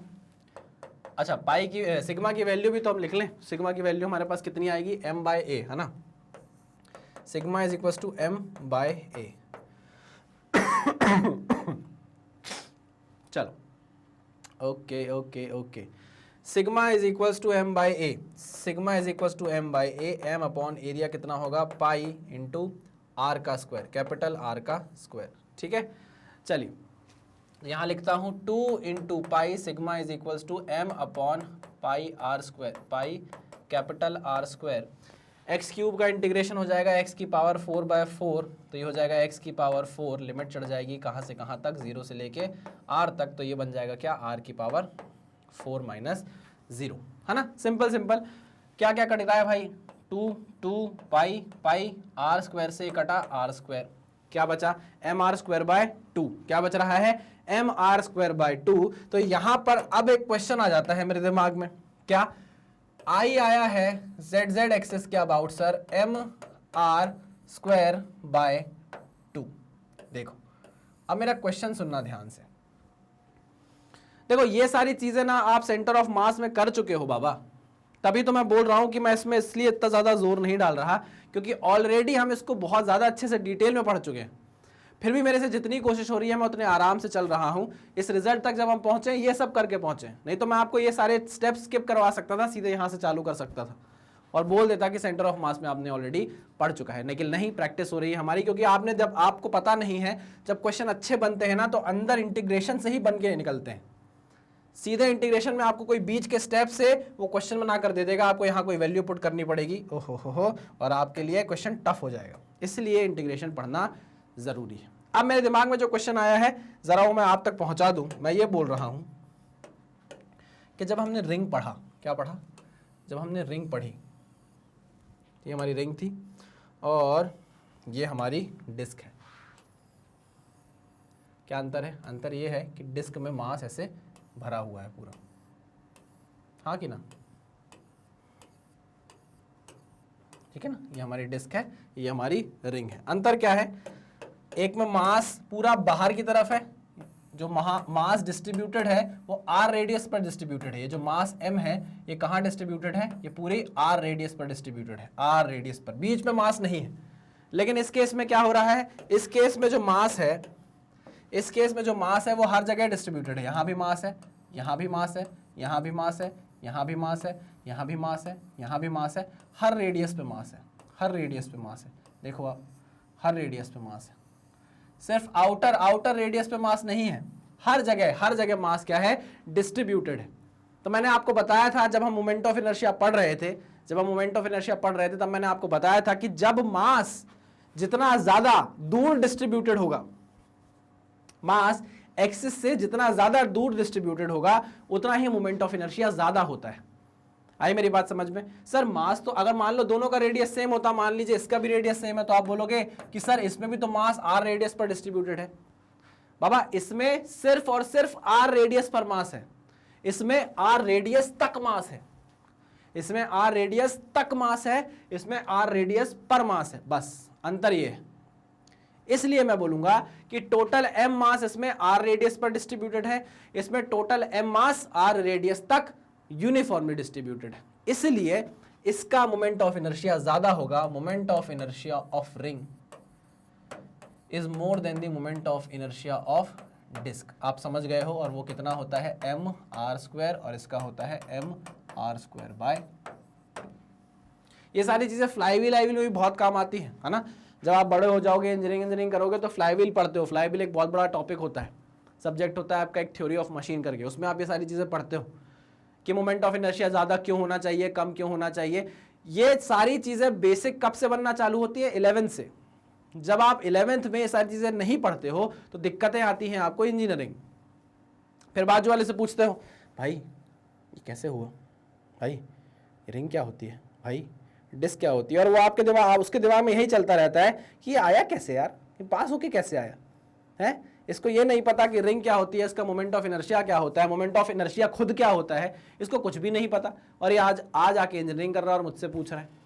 ठीक है, चलो भाई, तो ये सारी चीज़ों का बेसिस बनाने का काम है मेरा, और वो मैं बना रहा हूँ। उसको दिमाग में रिटेन करना, उसकी प्रैक्टिस करना किसका काम है, आपका काम है, और वो आपको अच्छे से करना होगा। ठीक है, चलिए इसको मिटा दूं, ध्यान रखना है ना। ये सारी चीज़ें थ्योरी में हम पढ़ चुके थे, प्रैक्टिकली हमने देख लिए हैं यहाँ पर। ठीक है, खुद आप देखो, डिस्क का moment of inertia M R square by 2 होता है, रिंग का moment of inertia M R square होता है। चलिए इसको नोट डाउन कर लीजिए, आगे बढ़ते हैं फिर। चलिए लिख लिया, आओ आगे बढ़े। Next, moment of inertia of a hollow disc about an axis passing through its centre and perpendicular to its plane. चलो भाई इसको भी देख लेते हैं, कोई बड़ी बात इसमें भी नहीं है। आइए स्टार्ट करते हैं। मान लीजिए इसका रेडियस r1 है ना, अंदर वाला रेडियस r1 है, इनर रेडियस और आउटर रेडियस कितना है, r2 है। अब वो बोल रहा है कि एक ऐसा आपको एक्सिस लेना है जो सेंटर ऑफ मास से भी जाए और इस हॉलो डिस्क के क्या हो, परपेंडिकुलर भी हो, प्लेन के परपेंडिकुलर भी हो। तो भैया भैया क्या वो एक्सेस ऐसे बाहर आएगा? क्या भैया इस प्लेन के, ये प्लेन है ना पूरा, इस प्लेन के परपेंडिकुलर एक्सेस यही होगी? इसको मैं ड्रॉ कैसे करूं? तो सर इसको आप ड्रॉ ऐसे कर दो, थोड़ा सा से टेढ़ा ले जाकर ड्रॉ कर दो सर, हम समझ जाएंगे कि डिस्क की, हॉलो डिस्क की इस एक्सिस की बात हो रही है। ठीक है, समझ जाओगे? हाँ सर, कोशिश तो कर रहे हैं सर आपके हिसाब से। ठीक है, चलो ये है एक्सिस, है ना? चलिए, वेरी गुड, है ना? इस एक्सिस के अबाउट ये एक्सिस है हमारी जेड एक्सिस। इसके अबाउट आपको मोमेंट ऑफ इनर्शिया निकालना है। यार देखो, मैं बीट अराउंड द बुश तो नहीं करूंगा, इधर उधर की बातें नहीं करूंगा, आपको पता है कि अब इंटीग्रेशन कैसे लगाना है, कैसे moment of inertia find out करना है। चलिए, तो D is equals to dm r square, ये है हमारा फॉर्मूला जिससे हम प्रोसीड करते हैं। ठीक है, अब आप ये देखो कि यहां पर सिर्फ इतने एरिया में जो लाल कलर से आपको दिख रहा है, बस यहीं पर मास है, यहां कहीं मास नहीं है। ठीक है, तो अब आपको जो एलिमेंटल रिंग लेनी पड़ेगी, जो अब आपको एलिमेंटल रिंग लेनी होगी, वो कहां लेनी होगी? वो ऐसी जगह पर लेनी होगी जहां ऑलरेडी मास हो। तो आपने बोला भाई मैं एलिमेंटल रिंग यहां ले रहा हूं, यह है आपकी एलिमेंटल रिंग। कितनी दूर है? मान लो x दूर है। अरे अरे अरे अरे अरे अरे अरे, इतना मोटा। मान लो कितनी दूर है भाई? x दूर है, या स्मॉल r दूर है मान लो। ठीक है ना, स्मॉल r दूर है, और इसकी थिकनेस कितनी है? इसकी थिकनेस मान लो आप कितनी है? dr है। कोई प्रॉब्लम, कोई परेशानी? नहीं सर, कोई भी परेशानी हमको नहीं। पक्का? हाँ सर पक्का। ये रिंग जो आपने काटी है येलो कलर की, ये रिंग आपको दिख कैसी रही है सर? ये दिख कैसी रही है? क्या सर आप मुंह से ही बोल रहा हूँ? एलिमेंट जो आपने येलो कलर का काटा है वो आपको कैसे दिख रहा है? ये एक एलिमेंटल रिंग दिख रही है सर हमको। क्या दिख रही है? एलिमेंटल रिंग दिख रही है। अच्छा सर, ठीक है, तो हम इसको इंटीग्रेट करते हैं। Integrate D I is equals to integration of D M R square. बूंद बूंद से घड़ा भरने की प्रोसीजर होती है ये इंटीग्रेशन की। चलो, अब यहां पर वही बात कि डी एम आर के साथ कभी इंटीग्रेट हो ही नहीं सकता। हमको पता है कि ये कैसा ऑब्जेक्ट है। अगर मान लो इसका मास टोटल m है, रेडियस r1 r2 है, दो रेडियस है भाई इसकी, एक तो r1 और एक तो r2। ठीक है ना, और क्योंकि एक 2D ऑब्जेक्ट है तो हमने बोला कि यहाँ पर जितना भी मास है वो इस सरफेस पे या इस एरिया पे डिस्ट्रीब्यूटेड है। तो यहाँ पर हम यूज करेंगे किसका? सरफेस मास डेंसिटी का, जो कि है सिग्मा, और इसकी वैल्यू होती है मास पर यूनिट एरिया। कितना भी बड़ा मास हो, कितना भी छोटा मास हो, कितना भी बड़ा एरिया हो, कितना भी छोटा एरिया हो, रेशो क्या रहेगा? सिग्मा ही रहने वाला है। तो dm बाई डी ए का एरिया भी क्या, dm बाई डी ए का रेशो भी क्या होगा? सिग्मा होगा। ठीक है, कुल मिलाकर आपको dm के अंदर r ढूंढना है। dm के अंदर क्या ढूंढना है? r ढूंढना है। तो हमने यहां से बोला कि dm जो होगा वो किसके बराबर होगा? सिग्मा da के बराबर। अब आपके पास वही आ गया काम कि da फाइंड आउट करो, इस रिंग का डी फाइंड आउट करो। तो मैंने बोला लो भाई, इस रिंग का डी फाइंड आउट करना है, ये लीजिए, ये रिंग है। ठीक, चलिए, इस रिंग की थिकनेस आपको दिख रही होगी, कितनी है? dr। इस रिंग की थिकनेस है dr, और इसका रेडियस कितना है? इसका रेडियस है स्मॉल r। वही बात, इसको काटेंगे, यहाँ से काट के खोल के सामने रख देंगे तो आपको दिखेगा कि यार ये रिंग तो कुछ इस तरीके से भी तो दिख रही है, हमें कुछ इस तरीके से दिख रही है। मतलब आप इसका एरिया आराम से फाइंड आउट कर सकते हो। ये एक रेक्टेंगल दिख रहा है हमको, जिसकी थिकनेस कितनी है? dr है, और जिसकी लेंथ कितनी है? ये r है, तो सरकमफ्रेंस कितना? 2πr, ये लेंथ बन जाएगी। क्या इसका डीए एरिया नहीं फाइंड आउट कर सकते आप? यही इसी का एरिया तो डीए होगा, और वो कितना होगा? 2πr dr। होगा कि नहीं होगा? बिल्कुल होगा सर। अरे होगा कि नहीं होगा? बिल्कुल होगा सर, 2πr dr। चलो, तो यहां पर dm कितना आ गया? dm आ गया सिग्मा इंटू 2πr dr। लो भैया, आपके dm के अंदर मैंने r खोज निकाला। अच्छा, सिग्मा की वैल्यू भी फाइंड आउट कर लो, लगे हाथ भाई, इतनी मेहनत कर रहे हो। तो sigma is equal to m by A. अब मुझे बताओ a कितना होगा? a कितना होगा बाबा? हॉलो डिस्क है, एरिया कितना होगा? Pi r2 square minus r1 square. अरे हाँ कि ना, पढ़ा होगा भाई इतना तो मैथ्स में हमने, है ना? r2 square minus r1 square, it is the area of this hollow disc. Sigma की वैल्यू कितनी आ गई? m upon pi r2 square minus r1 square. ठीक है, चलो, सब कुछ आपके पास है, इंटीग्रेशन कर सकते हो सर बड़े आराम से। सर अब तो ना सपने में, मतलब नींद से उठा के भी हमसे पूछ लोगे ना सर, तो भी हमको बनने लग जाएगा, इतने अच्छे तरीके से हम समझ गए हैं। अच्छा, तो लो करो भाई, इंटीग्रेशन डी आई का हुआ i, dm को आप क्या लिख रहे हो, सिग्मा 2 पाई आर डी आर, है ना, सिग्मा 2 पाई आर डी आर, सिग्मा 2 पाई आर डी आर, और एक आर स्क्वायर ऑलरेडी था तो उसको आर क्यूब कर दिया। लिमिट चढ़ा दी मैंने कहां से कहां तक। अच्छा, लिमिट हमने नहीं चढ़ाई है, लिमिट चढ़ाना जरूरी है।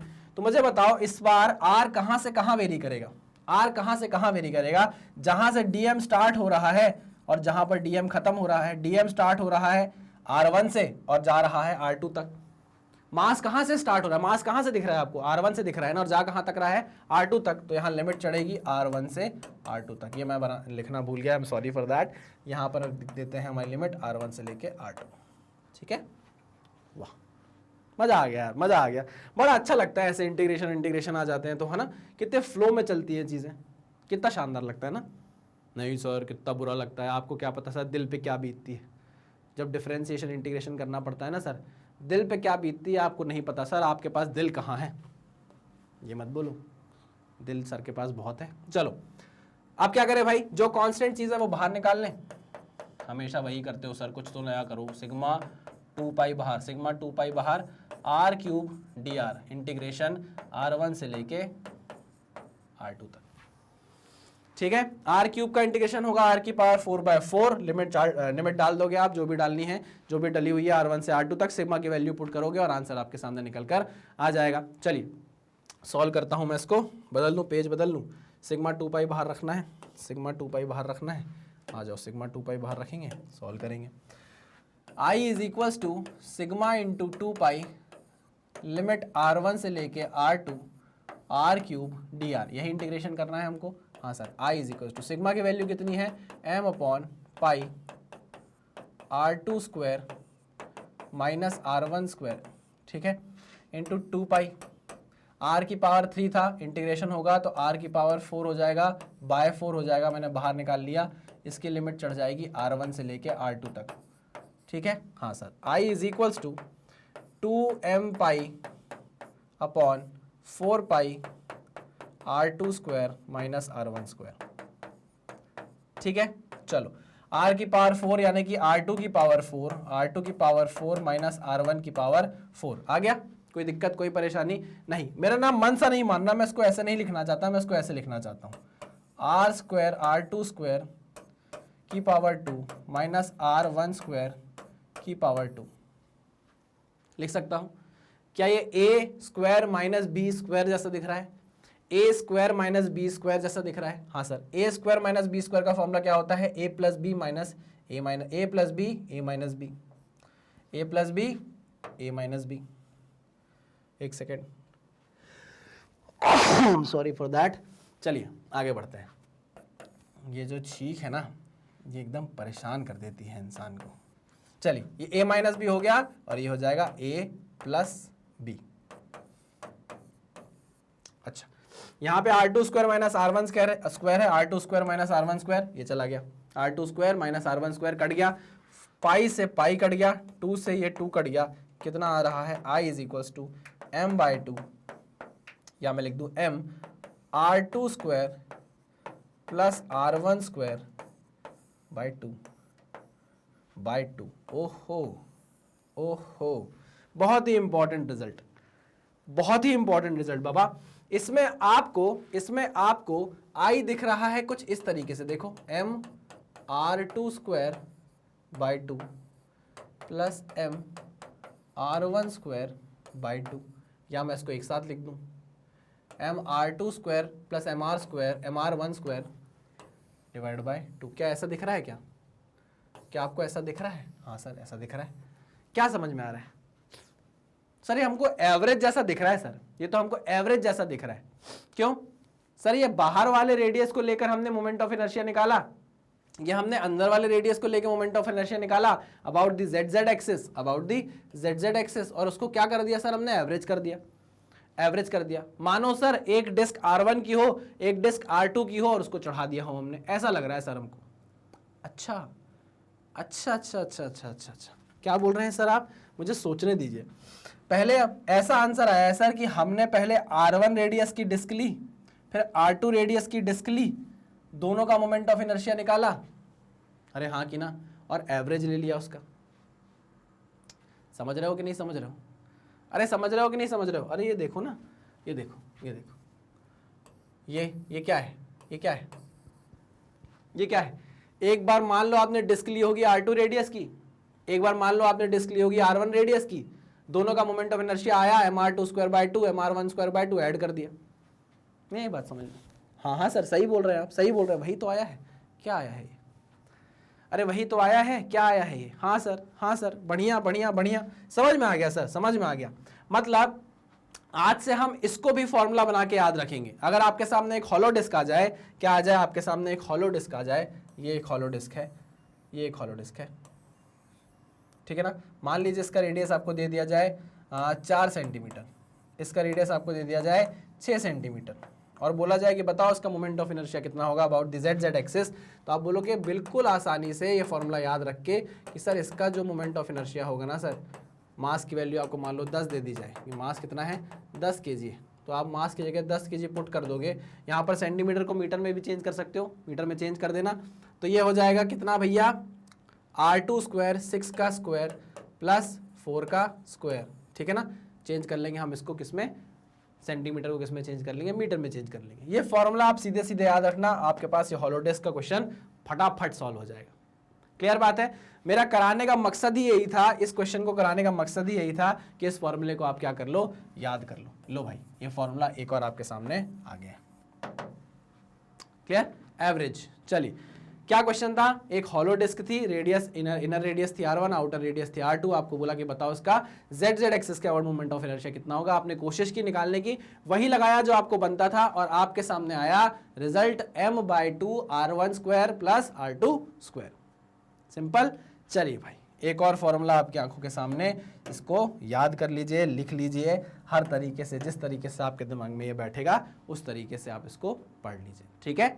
नेक्स्ट पर चलते हैं, आओ नेक्स्ट। चलिए भाई ये अच्छा है, ये ट्रायंगल वाला है, अच्छा खासा है, आइए इसको भी समझने की कोशिश करें। ट्रायंगल यार, ट्रायंगल मुझे याद आता है कि बहुत टफ हुआ करता था हमारे लिए जब हमने सेंटर ऑफ मास में पढ़ा था कि इसका कैसे आप सेंटर ऑफ मास निकालोगे। इंटीग्रेशन हमने किया था, याद करो, जरा टफ पड़ता है ट्रायंगल, है ना। तो मैं आपको इसके पीछे के कुछ कुछ लॉजिक पहले से ही बता देता हूं ताकि हमको इंटीग्रेशन में दिक्कत ना आए। मेरे तरफ से समझने की कोशिश करना, मेरे तरीके से, है ना। यहां पर एक ट्रायंगल है, उसमें बोला है कि आप क्या करो, मोमेंट ऑफ इनर्शिया इस ट्रायंगुलर लेमिना का निकालो। ये 2D है ट्रायंगुलर लेमिना, मतलब इसका मास है m और इसकी हाइट है h, और क्या बोल सकते हैं, और क्या बोल सकते हैं, इसकी विड्थ जो है नीचे वो है कितनी b, और इसको घुमाना है किससे, बेस से, बेस से घुमाना है। 2D ऑब्जेक्ट है, लेमिना है, 2D ऑब्जेक्ट है, ठीक। याद रखिएगा हम जो जो चीजें यहां पर लिख रहे हैं वो फॉर्मूला बनेगा, और ये भी याद रखिएगा कि अगर एक्सिस बदली, बोल दिया अगर कि एक्सिस बेस से नहीं है, अब आप ये एक्सिस है, इस एक्सिस के अबाउट आप ट्रायंगल को घुमाओगे तो फिर हम जो यहां डिराइव कर रहे हैं आप उसको यूज नहीं कर सकते। ये पर्टिकुलर केस है, मैंने आपको बताया था मोमेंट ऑफ इनर्शिया मास जैसा नहीं होता है कि मास एक बार फिक्स हो गया तो फिक्स हो गया।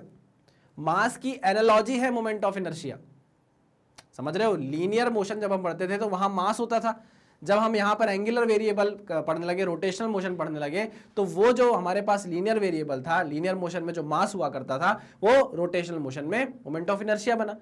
बाबा लेकिन ये मतलब नहीं है कि एकदम सेम है चीजें, मास तो एक बार कांस्टेंट हो गया तो वो कांस्टेंट हो गया, लेकिन मोमेंट ऑफ इनर्शिया ऐसा नहीं होता। एक्सेस बदलोगे मोमेंट ऑफ इनर्शिया चेंज हो जाता है, समझ रहे हो कि नहीं। इसलिए रोटेशनल मोशन को पढ़ना, टॉर्क वर्क को पढ़ना थोड़ा सा टफ होता है, ठीक है। चलिए आगे बढ़ते हैं। तो यहां पर मैं आपको एक बात बता देना चाहता हूं कि जब हम इस एक्सिस के अबाउट निकालेंगे, बेस के अबाउट निकालेंगे, तो हम डिस्टेंस कहां से देखेंगे, बेस से देखेंगे। तो हमने y डिस्टेंस दूर पर जाके एक एलिमेंट काट लिया dy का, एक एलिमेंट काट लिया dy थिकनेस का, ठीक है, दिख रहा है आपको, हाँ सर। चलिए तो हम यहां जानते हैं मोमेंट ऑफ इनर्शिया निकालने का सबसे बेसिक फॉर्मूला क्या है हमारे पास, dm। अब यहाँ पे y² आ जाएगा, r² नहीं लिख रहा मैं, क्या लिख रहा हूँ, y², डिस्टेंस, जिस एक्सिस के अबाउट आपको मोमेंट ऑफ इनर्शिया चाहिए उससे दूर जहां आपने एलिमेंट लिया हो, ठीक है। चलिए इंटीग्रेट करेंगे, ये तो आई बन जाएगा भाई, इसको मैं लिख लेता हूं सीधे। हम फंसेंगे डीएम में, हमको डीएम को कैसे भी करके वाई में कन्वर्ट करना है, नहीं तो ये इंटीग्रेशन कभी भी नहीं हो सकता, ठीक है ना। तो बात वहीं आ जाएगी घूम फिर के कि यहां पर सरफेस मास डेंसिटी इंट्रोड्यूस करनी पड़ेगी जो सिग्मा से रिप्रेजेंट की जाती है, जो होती है मास पर यूनिट एरिया। ये रेशो हमेशा सिग्मा ही रहने वाला है, चाहे कितना भी छोटा मास हो जाए, चाहे कितना भी छोटा एरिया हो जाए, रेशो हमेशा सिग्मा ही रहने वाला है। क्या ये बात आपको समझ में आई? जी सर। ये बात हमको बहुत अच्छे से समझ में आ गई है। अच्छा तो हम ये समझ गए कि अगर आपको डीएम चाहिए तो आपको सिग्मा को डीए से मल्टीप्लाई करना पड़ेगा। यार इसके पीछे का लॉजिक आपको पता है क्या है? अगर 1 मीटर स्क्वायर एरिया है तो 1 इंटू सिग्मा मास बनेगा, 2 मीटर स्क्वायर एरिया है तो 2 इंटू सिग्मा मास बनेगा। वैसे ही अगर डीए एरिया है तो डीए इंटू सिग्मा मास बनेगा, इसलिए हमने इसको इस तरीके से लिख दिया है। फंसेंगे हम कहाँ? डीए निकालने में। हमारे पास डीए नहीं है। अगर आप डीए निकालने जाओगे भी तो आपके पास थिकनेस है, इसकी लेंथ नहीं है। ये लेंथ है आपके पास? नहीं है बाबा। ये लेंथ आपके पास है? नहीं, ये लेंथ नहीं है। आई बात समझ में? आपके पास ये b कांस्टेंट है, ये h कांस्टेंट, लेकिन ये l तो वेरिएबल हो गया ना। देखो l तो हर जगह चेंज हो रहा है, यहाँ l डैश हो जाएगा, यहाँ पे l डबल डैश हो जाएगा, लेकिन l हर जगह चेंज हो रहा है। तो l एक और वेरिएबल आ गया, एक y वेरिएबल आपके पास ऑलरेडी था, तो यहाँ दिक्कत फंसने लगेगी। नहीं आई बात समझ में? सर देखिए मुझे इतना पता है, मैं आपको जितना पता है वो बता देता हूँ। आप जो बोल रहे हैं सर सही होगा, मुझे समझ नहीं आ रहा, लेकिन मुझे जितना पता है मैं आपको वो बता देता हूँ। तो मैंने बोला ठीक है, आपको जो पता है आप मुझे वो बताओ, मैं फिर आपको समझाऊंगा कि मैं आपसे क्या बोलना चाह रहा था। ठीक है, तो आपने मुझे बताया सर डीए हम निकाल तो सकते हैं एल इंटू डी वाई करके। आप देखो सर इस एलिमेंट की लेंथ एल है, थिकनेस डी वाई है। ये जो थिकनेस है ये कितनी है सर? ये डी वाई है। मैं कहा अच्छा क्या एरिया होगा? तो आपने बोला सर एरिया होगा एल डी वाई। मैंने कहा बिल्कुल सही बोल रहा हूँ, बिल्कुल सही बोल रहा हूँ, कुछ गलत नहीं कहा आपने इसमें।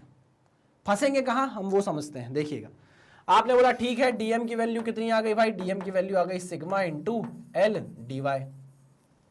अब आप ये समझिए कि जब आप इस डीएम की वैल्यू को उठाकर यहां पुट करेंगे तो इस डीएम की वैल्यू में सिग्मा कांस्टेंट है? एल कांस्टेंट है? नहीं, एल कांस्टेंट नहीं है ना? वाई भी कांस्टेंट नहीं है। तो भैया आप इंटीग्रेशन के अंदर लेकर जा रहे हो, इसके अंदर दो वेरिएबल फंस गए, एक एल वेरिएबल आ गया और एक वाई वेरिएबल आ गया। आई मेरी बात समझ में? क्लियर है? तो वाई वेरिएबल तो इंटीग्रेट हो जाएगा डी वाई के साथ, एल का क्या करोगे? एल वेरिएबल है जो इंटीग्रेट नहीं होगा कभी। तो यहां फंसे आप कि नहीं फंसे? आगे जाके फंस जाओगे। तो यही चीज तो मैं पहले से बता रहा था कि सुनो इस एल को चेंज करो, क्योंकि ये एल वेरिएबल है। एल को हमको y के टर्म्स में चेंज करना पड़ेगा, क्योंकि यहां पर हम एक ही वेरिएबल रख सकते हैं जो y के रिस्पेक्ट में आएगा। ठीक है, पक्का? हाँ सर। चलिए, तो हम l को चेंज करने की कोशिश करते हैं y के रिस्पेक्ट में। तो अगर आपने सेंटर ऑफ मास में थोड़ा सा भी ट्राइंगल पढ़ा होगा, ट्राइंगल लेमिना पढ़ा होगा मुझसे, तो आपको ये याद होगा कि हम सिमिलर ट्राइंगल का यूज कर सकते हैं। किसका? सिमिलर ट्राइंगल का यूज कर सकते हैं। कैसे? देखो ये छोटू ट्राइंगल देखो, ये वाला ट्राइंगल, और ये बड़ू ट्राइंगल देखो, ये वाला बड़ू ट्राइंगल। इन दोनों ट्राइंगल के बीच में हम क्या लगाने वाले हैं भाई? सिमिलर ट्राइंगल लगाने वाले हैं। तो देखो सिमिलर ट्राइंगल कैसे लगेगा? हाइट, अच्छा ये हाइट कितनी होगी? ये हाइट कितनी होगी? अगर टोटल हाइट h है, ये y है, तो क्या ये h माइनस वाई होगा? हाँ sir.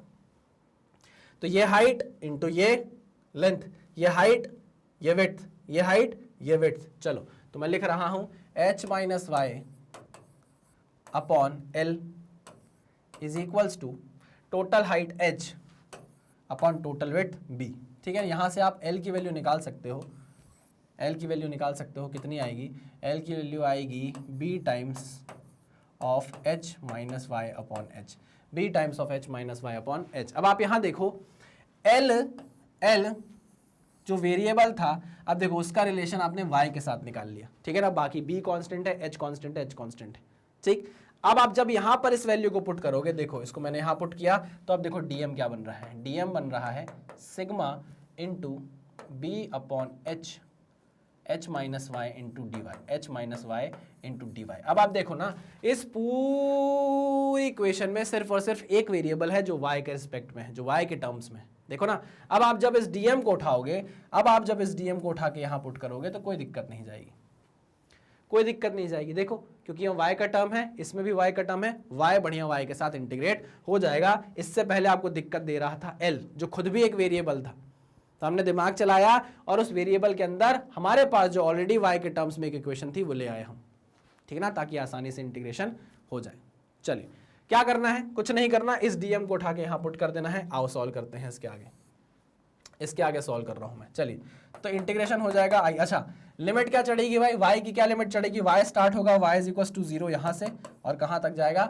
y is equal to h तक जाएगा। तो 0 से लेके h, ये है इंटीग्रेशन की लिमिट। चलिए I is equals to integration 0 से लेके h, किसका इंटीग्रेशन भैया, सिग्मा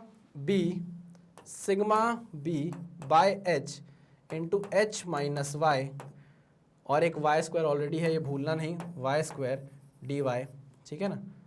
चलिए अब इसको इंटीग्रेट करना है, क्या क्या कांस्टेंट है बाहर निकाल लो, sigma B by H constant है, बाहर आ जाएगा, sigma B by H constant है, बाहर आ जाएगा, 0 से लेके h तक इंटीग्रेशन होना है, h माइनस वाई स्क्वायर का, चलो एक साथ लिख देता हूं इसको, h y minus y cube का इंटीग्रेशन dy, ठीक है, 0 से लेके h तक की लिमिट है। ओके, सिग्मा की वैल्यू आपके पास है क्या, नहीं सर, सिग्मा की वैल्यू निकाल लीजिए, sigma is equals to m by a, okay, sigma is equals to area कितना हो जाएगा, हाफ बेस इंटू हाइट, नीचे 2 घूम के ऊपर चला जाएगा, base into height, base into height, जो हाफ था वो 2 बन के ऊपर चला गया, 2m अपॉन बी एच। चलो वैल्यू पुट करें, i is equals to, sigma की वैल्यू है 2m upon b h, 2m upon b h into h, और ये b, ठीक, इंटीग्रेशन करें, h y square by 2, integration होगा इसका h y square by 2 minus इसका इंटीग्रेशन होगा y की पावर 4 अपॉन 4, लिमिट चढ़ेगी कितनी, 0 से लेके h तक की, ठीक है, ये कितना हो जाएगा, एच स्क्वायर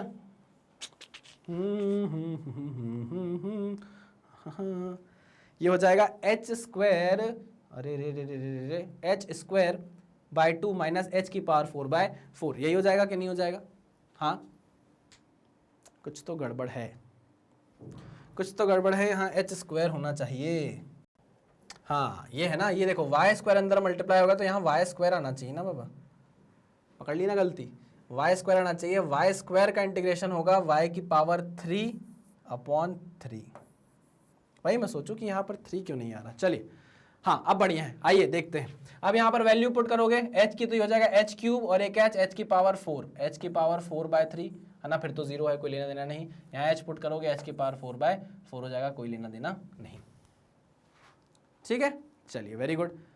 आइए आगे देखते हैं क्या क्या कट रहा है भाई, b काट दो, है ना, 2m अपॉन एच स्क्वायर बचा, देखो यार यहीं करूंगा मैं सॉल्व, पलटाऊंगा नहीं पेज को, नहीं तो हो जाएगा सब ध्वस्त, है ना, तो मैं इधर सॉल्व करता हूँ, आओ इधर सॉल्व करता हूँ, है ना, मैं इधर से इधर आ गया हूँ, ध्यान दीजिएगा, i is equals to 2m upon h square, 2m upon h square, 2m upon h square, इसको सॉल्व करेंगे, ये कितना हो जाएगा, 4h की पावर 4 माइनस 3h की पावर 4 अपॉन 4 3 ज़ा 12, ठीक है, चलो तो ये हो जाएगा 4h की पावर 4 माइनस 3h की पावर 4 इज h की पावर 4, इसको सॉल्व किया तो ये हो जाएगा h की पावर 4, h की पावर 4, h स्क्वायर से ये कटा, h स्क्वायर बचा, ठीक है ना, ये हो गया कितना, ये हो गया 6, तो वैल्यू कितनी आ गई, mh स्क्वायर बाय 6, इसको लाल कलर के पेन से लिखूंगा, यही हमारा फाइनल रिजल्ट है, यही हमारा फाइनल रिजल्ट है, I अबाउट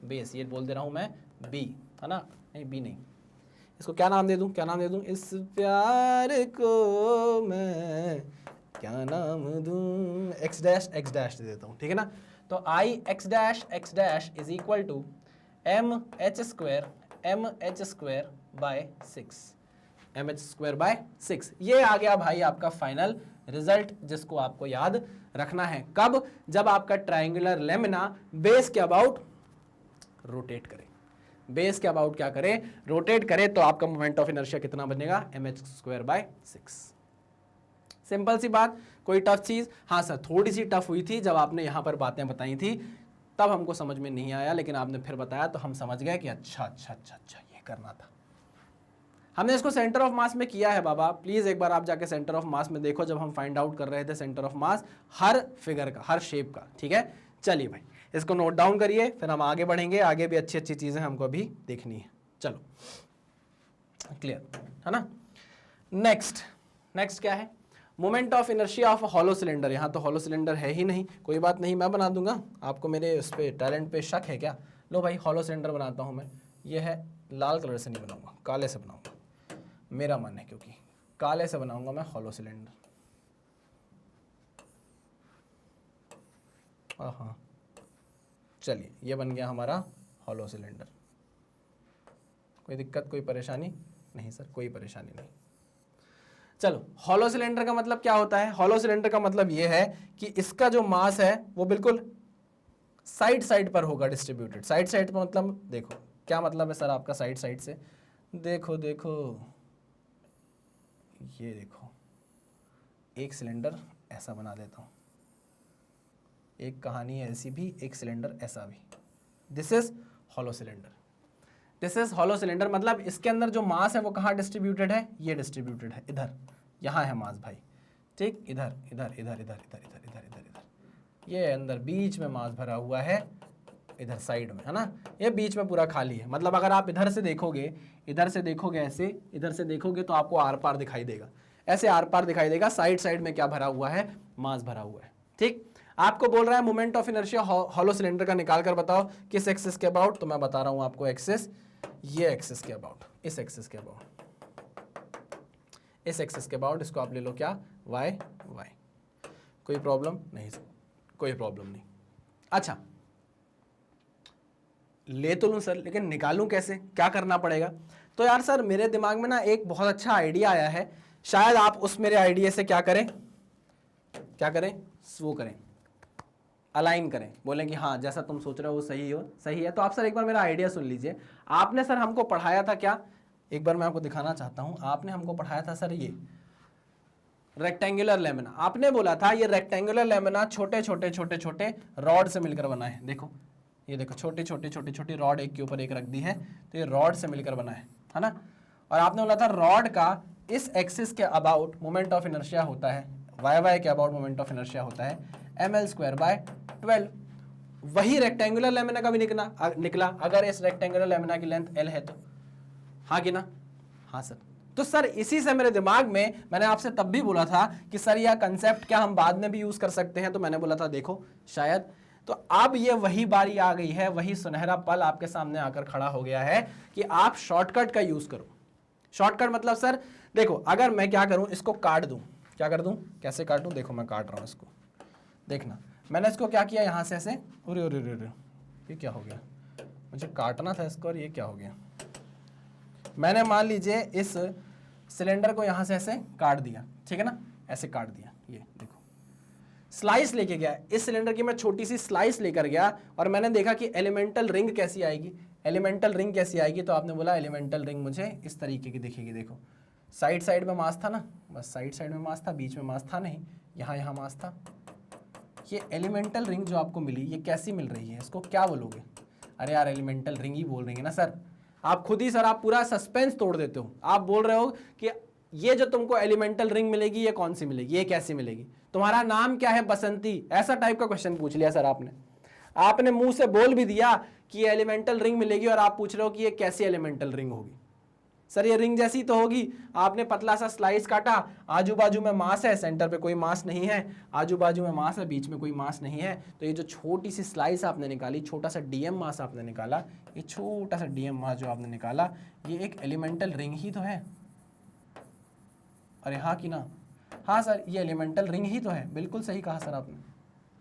मान लीजिए सिलेंडर का रेडियस कितना है, मान लीजिए सिलेंडर का रेडियस कितना है, आर है, कितना है, आर है, आर, ठीक, पक्का, हाँ ठीक है, ओके ओके ओके ओके। तो सर हम ये बोल सकते हैं कि अगर इस रिंग के ऊपर मैं एक रिंग और रख दूं, इस रिंग के ऊपर मैं एक रिंग और रख दूं, इस रिंग के ऊपर मैं एक रिंग और रख दूं, तो ये सिलेंडर ही बनने वाला है। हाँ हाँ हाँ हाँ, बिल्कुल सही बोल रहे हैं आप, बिल्कुल सही बोल रहे हैं। तो सर जैसे एक रॉड का हमको मोमेंट ऑफ इनर्शिया पता था एक्स, इस वाई एक्सिस के अबाउट, तो हमने उस मोमेंट ऑफ इनर्शिया को यूज किया रेक्टेंगुलर लेमिना के लिए। अरे हाँ कि ना? रॉड के लिए आपको मोमेंट ऑफ इनर्शिया ml²/12 पता था, आपने बोला एक रॉड के ऊपर, दूसरी रॉड के ऊपर, तीसरी रॉड के ऊपर n नंबर ऑफ रॉड रखोगे तो रेक्टेंगुलर लेमिना बनेगा, और उसका भी moment of inertia y axis के अबाउट ml²/12 होगा। तो सर यहां भी तो वही हो सकता है, एक रिंग का मोमेंट ऑफ इनर्शिया, अगर मान लीजिए इस रिंग की रेडियस क्या है, आर है, आर ही होगी ना, इससे काट के निकाला है तो इसकी रेडियस भी आर ही होगी, तो इसका मोमेंट ऑफ इनर्शिया होगा सर, इसका आई होगा m r²। मैंने कहा बिल्कुल सही। और आप बोल रहे हो ऐसी एक के ऊपर एक n नंबर ऑफ रिंग्स रख दोगे तो हॉलो सिलेंडर ये बन जाएगा। मैंने कहा हाँ बिल्कुल सही। तो सर हॉलो सिलेंडर का मैं ये बोलना चाह रहा हूं, हॉलो सिलेंडर का भी तो मोमेंट ऑफ इनर्शिया फिर mr² ही होना चाहिए। ये मैंने कंसेप्ट कहां से उठाया, उसी रेक्टेंगुलर लेमिना से सर। मैंने कहा ये बिल्कुल सही है, इसमें कुछ भी गलती नहीं है, बिल्कुल सही है, आप एकदम सही सोच रहे हैं। तो आप खुश हो गए, आपने बोला वाह सर, तभी आपने रेक्टेंगुलर लेमिना में वो कंसेप्ट हमको पकड़वाया था ताकि आप इसको यहां आकर यूज कर पाओ। मैंने कहा बिल्कुल सही, समझ गए आप। अच्छा, अब यहीं से एक और मैं आपसे क्वेश्चन पूछूं, यहीं से एक और क्वेश्चन अराइज होता है, ध्यान से सुनना। आप समझ गए moment of inertia of a hollow cylinder about y axis कितना होगा, mr² होगा। ठीक, अच्छा इसको मैं हटा दूं और अब मैं बोलूं कि अब आपके सामने क्या है, एक सॉलिड सिलेंडर है। अब सामने आपके क्या है भाई, एक सॉलिड सिलेंडर है। एक क्या है भाई, सॉलिड सिलेंडर है।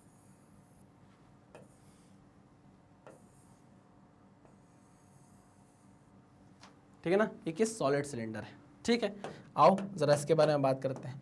अब मैं आपसे बोल रहा हूं कि एक y एक्सिस है जो सेंटर ऑफ मास से पास हो रही है, सेंटर ऑफ मास से पास हो रही है। इसका रेडियस है भाई कैपिटल R, टोटल मास है इसका m, ये एक्सिस है y एक्सिस। तो आप मुझे बताइए अगर इसके अबाउट मैं इसको रोटेट करता हूं तो इसका मोमेंट ऑफ इनर्शिया क्या होगा।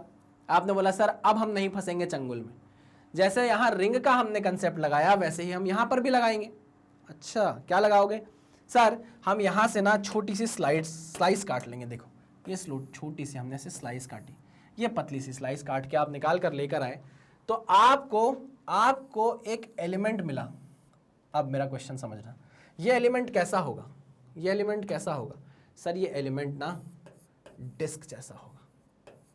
कैसा होगा, डिस्क जैसा होगा। आई बात समझ में। अब यहां पर मास होगा भाई, यहां हर जगह मास है, मास ही मास है भैया इधर, है ना। एक डिस्क के ऊपर, दूसरी डिस्क के ऊपर, तीसरी डिस्क के ऊपर, चौथी डिस्क, ऐसे रखते जाओगे आप तो आपको क्या मिल जाएगा, एक सॉलिड सिलेंडर मिल जाएगा। This is what, this is solid cylinder, this is solid cylinder. तो अगर आपसे आप कोई सॉलिड सिलेंडर का मोमेंट ऑफ इनर्शिया पूछे तो आप बोलोगे कि इसकी स्लाइस काट के मैंने बाहर निकाला तो ये एक एलिमेंट मिला मुझे जो डिस्क के रूप में मुझे दिख रहा है। इसका रेडियस कितना है, तो सर इसका रेडियस है r। तो इसका मोमेंट ऑफ इनर्शिया कितना होगा सर, इसका मोमेंट ऑफ इनर्शिया हमको पता है mr²/2 होता है। इसका मोमेंट ऑफ इनर्शिया mr²/2 होता है।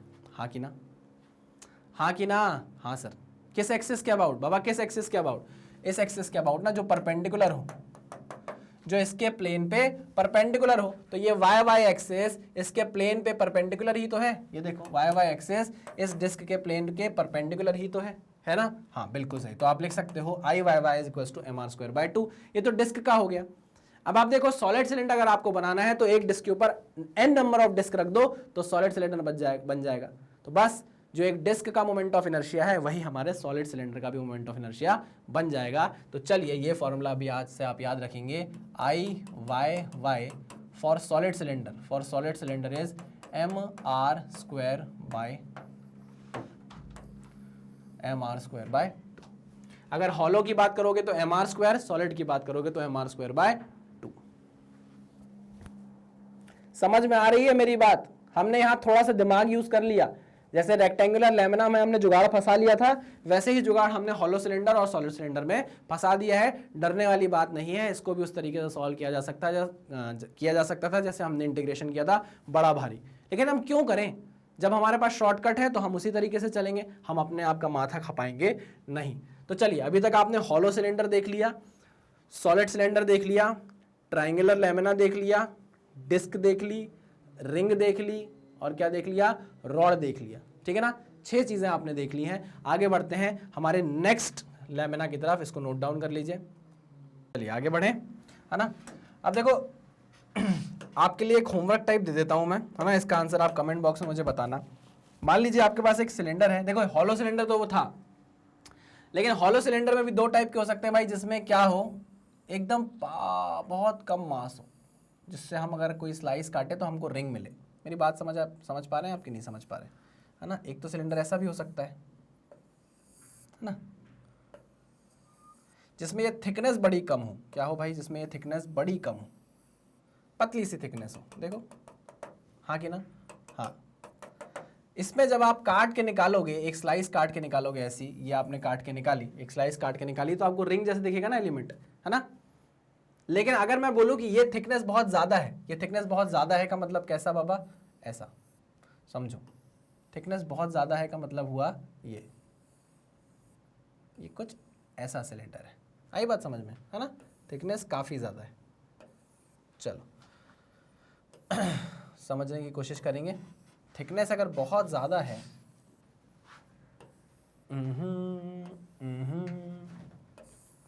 चलो थिकनेस अगर बहुत ज़्यादा है, और अगर मैं यहाँ से काट के एक स्लाइस निकालूं और आपको दिखाऊं सामने से, तो क्या आपको ये स्लाइस काट के निकाल रहा हूं, आपको क्या वो कुछ ऐसी डिस्क जैसी दिखेगी, ऐसी हॉलो डिस्क जैसी दिखेगी कि नहीं दिखेगी, बिल्कुल दिखेगी। अरे बाबा मैं इसको ऊपर से देख रहा हूं, इसको ऊपर से देख रहा हूं, देखो ये भी हॉलो था, ये हॉलो था, लेकिन यहां पर जो थिकनेस थी वो बहुत कम थी, यहां थिकनेस ज्यादा है, काफी ज्यादा थी, देखो ना यार, ये देखो कितनी कम थिकनेस, कितनी ज्यादा थिकनेस है। तो यहां से आपका एलिमेंट रिंग जैसा निकल रहा था, इसलिए इसका कितना आ रहा था भाई, मोमेंट ऑफ इनर्शिया mr², है ना। मान लो ये एनुलर सिलेंडर टाइप हो गया, इसको क्या बोल देते हैं भाई, एनुलर सिलेंडर बोल देते हैं जब ये थिकनेस बहुत ज्यादा होती है तो, ठीक है ना। इसका मोमेंट ऑफ इनर्शिया कितना होगा आप मुझे कमेंट बॉक्स में बताइए। आप इसका मोमेंट ऑफ इनर्शिया जानते हो, याद करो, अगर ये r1 है और ये r2 रेडियस है तो आप इसका मोमेंट ऑफ इनर्शिया जानते हो। इसी के ऊपर मैं n नंबर ऑफ ये एनुलर डिस्क रखता जाऊं तो ये एनुलर सिलेंडर बनेगा कि नहीं बनेगा, तो मुझे बताओ इसका मोमेंट ऑफ इनर्शिया कितना होगा कमेंट बॉक्स में, ठीक है ना। ज़्यादा मेहनत वाली बात है ही नहीं, आपको पता है कैसे करना है, मैंने अभी आपको ट्रिक बताई है, बहुत आसानी से आप उसको सॉल्व कर सकते हो। आँख में क्या चला गया ये, चलो आगे बढ़ते हैं नेक्स्ट। अब हमें निकालना है moment of inertia of a square lamina, ये हमारा लास्ट टॉपिक होने वाला है इस 2D के टॉपिक में, है ना। 2D का जितना भी हम ये लैमिना का मोमेंट ऑफ इनर्शिया निकाल रहे हैं ये लास्ट है, इसके बाद हम 3D में मूव कर जाएंगे।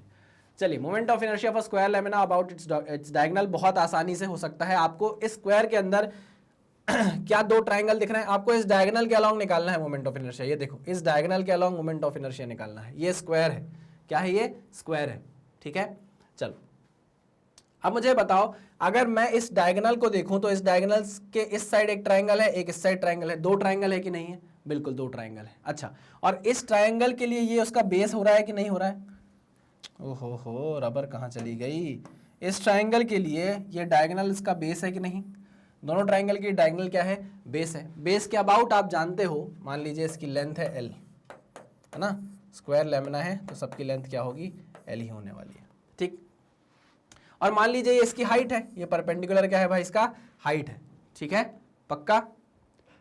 चलिए, तो हम देख सकते हैं कि यहां पर आपको पता है जो स्क्वायर के डायगोनल होते हैं वो 90 डिग्री पर एक दूसरे को काटते हैं, ठीक है ना। ठीक है सर, क्या कर सकते हैं इसमें, क्या कर सकते हैं, क्या कर सकते हैं। ये ट्राइंगल है, इस ट्राइंगल का हम मोमेंट ऑफ इनर्शिया जानते हैं। इसका मोमेंट ऑफ इनर्शिया कितना होगा, इसका मोमेंट ऑफ इनर्शिया होगा अबाउट द बेस mh²/6। अगर मान लीजिए पूरे स्क्वायर लैमिना का मास कैपिटल M है तो आधे इस ट्राइंगल का कितना होगा, m/2 होगा। m/2 होगा कि नहीं होगा, हाँ सर m/2 होगा, ठीक। तो हम बोल सकते हैं एक ट्राइंगल का मोमेंट ऑफ इनर्शिया कितना निकल कर आ रहा है, mh²/12, पक्की बात। अच्छा, तो दूसरे ट्राइंगल का कितना हो जाएगा, दूसरे ट्राइंगल का भी सेम हो जाएगा इतना। तो चलिए ऐड कर देते हैं टोटल, mh²/12 mh²/12 कितना हो जाएगा, ये mh²/6 हो जाएगा कि नहीं हो जाएगा, हो जाएगा। लेकिन यहां पर h से हमको मतलब नहीं है, हमको तो स्क्वायर की साइड दी गई है ना, l स्क्वायर की साइड दी गई है कि नहीं दी गई है, हाँ सर। हम ये जानते हैं कि अगर ये l है, अगर ये l है, ये l है, अगर ये l है, ये l है, तो ये कितना होगा, l√2 होगा। ये l√2 होगा कि नहीं होगा, बिल्कुल होगा सर। अरे होगा कि नहीं होगा, बिल्कुल होगा सर। ये कितना होगा, ये भी l√2 होगा सर, ये भी पूरा l√2 होगा। आधा कितना होगा, आधा कितना होगा, h कितना होगा, h होगा सर l√2 का आधा, है ना। इसमें ऊपर मल्टीप्लाई करता हूँ √2, नीचे मल्टीप्लाई करता हूँ √2, तो √2 बनेगा 2, 2 से 2 कट जाएगा, कितना बचेगा l/√2। तो h की वैल्यू कितनी आ गई, l/√2, है ना। हमको h की जगह क्या पुट करना है, l/√2, क्योंकि इसके कैरेक्टरिस्टिक डायमेंशन कौन सा है, स्क्वायर को आप साइड से ही पहचानोगे ना, कि उसकी h हाइट से पहचानोगे, नहीं स्क्वायर को आप इस साइड से पहचानते हो, ये उसका कैरेक्टरिस्टिक डायमेंशन है। तो I इज m, h की जगह हम पुट करेंगे l/√2 का स्क्वायर बाय 6। कुछ गलत कहा मैंने, नहीं सर कुछ भी गलत नहीं कहा, I is equals to M L का स्क्वायर रूट 2 का स्क्वायर 2, 6 2 ज़ा 12, तो आपका आई आ गया कितना, एम एल स्क्वायर बाय 12 आ गया कि नहीं आ गया, अबाउट द डायगोनल डीबी, है ना, अबाउट द डायगोनल डीबी। अच्छा, moment of inertia along dB बराबर होगा किसके, moment of inertia along AC के, है ना। चलिए, कोई अलग चीज नहीं होगी। तो कुछ अलग नहीं किया हमने सिर्फ यही देखा कि हमारे स्क्वायर का हमको मोमेंट ऑफ इनर्शिया निकालना था डायगोनल के अबाउट। हमने बोला भाई डायगोनल जो है स्क्वायर का वो क्या कर रहा है, दो ट्राइंगल में डिवाइड कर रहा है स्क्वायर को, तो एक ट्राइंगल का बेस के अबाउट हमको मोमेंट ऑफ इनर्शिया पता था m h square by 6। Mass total m था इस स्क्वायर का, उसको हमने आधा कर दिया तो m/2 हो गया, तो m/2 into H square by 6 किया तो mh स्क्वायर बाय 12 हो गया। दो ट्राइंगल थे तो ऐड कर दिया, mh स्क्वायर बाय 6 आ गया मोमेंट ऑफ इनर्शिया पूरे स्क्वायर का। बट हाइट हमने इन्वॉल्व की है इसमें, लेकिन हम स्क्वायर को उसकी साइड से पहचानते हैं, तो हमको हाइट को चेंज करना पड़ा किसमें, लेंथ में। तो हमने हाइट का रिलेशन निकाला, लेंथ के साथ वो आ गया L/√2, हाइट की जगह पुट किया, आपका डायगोनल के अबाउट मोमेंट ऑफ इनर्शिया आ गया ml स्क्वायर बाय 12। ये बात आप याद रखेंगे, चाहे कोई सा भी डायगोनल हो, ठीक है। चलिए, तो ये थे हमारे कुछ 2D फिगर्स जिसके बारे में हमने बात की है और जिसके बारे में हम मोमेंट ऑफ इनर्शिया अब जान चुके हैं।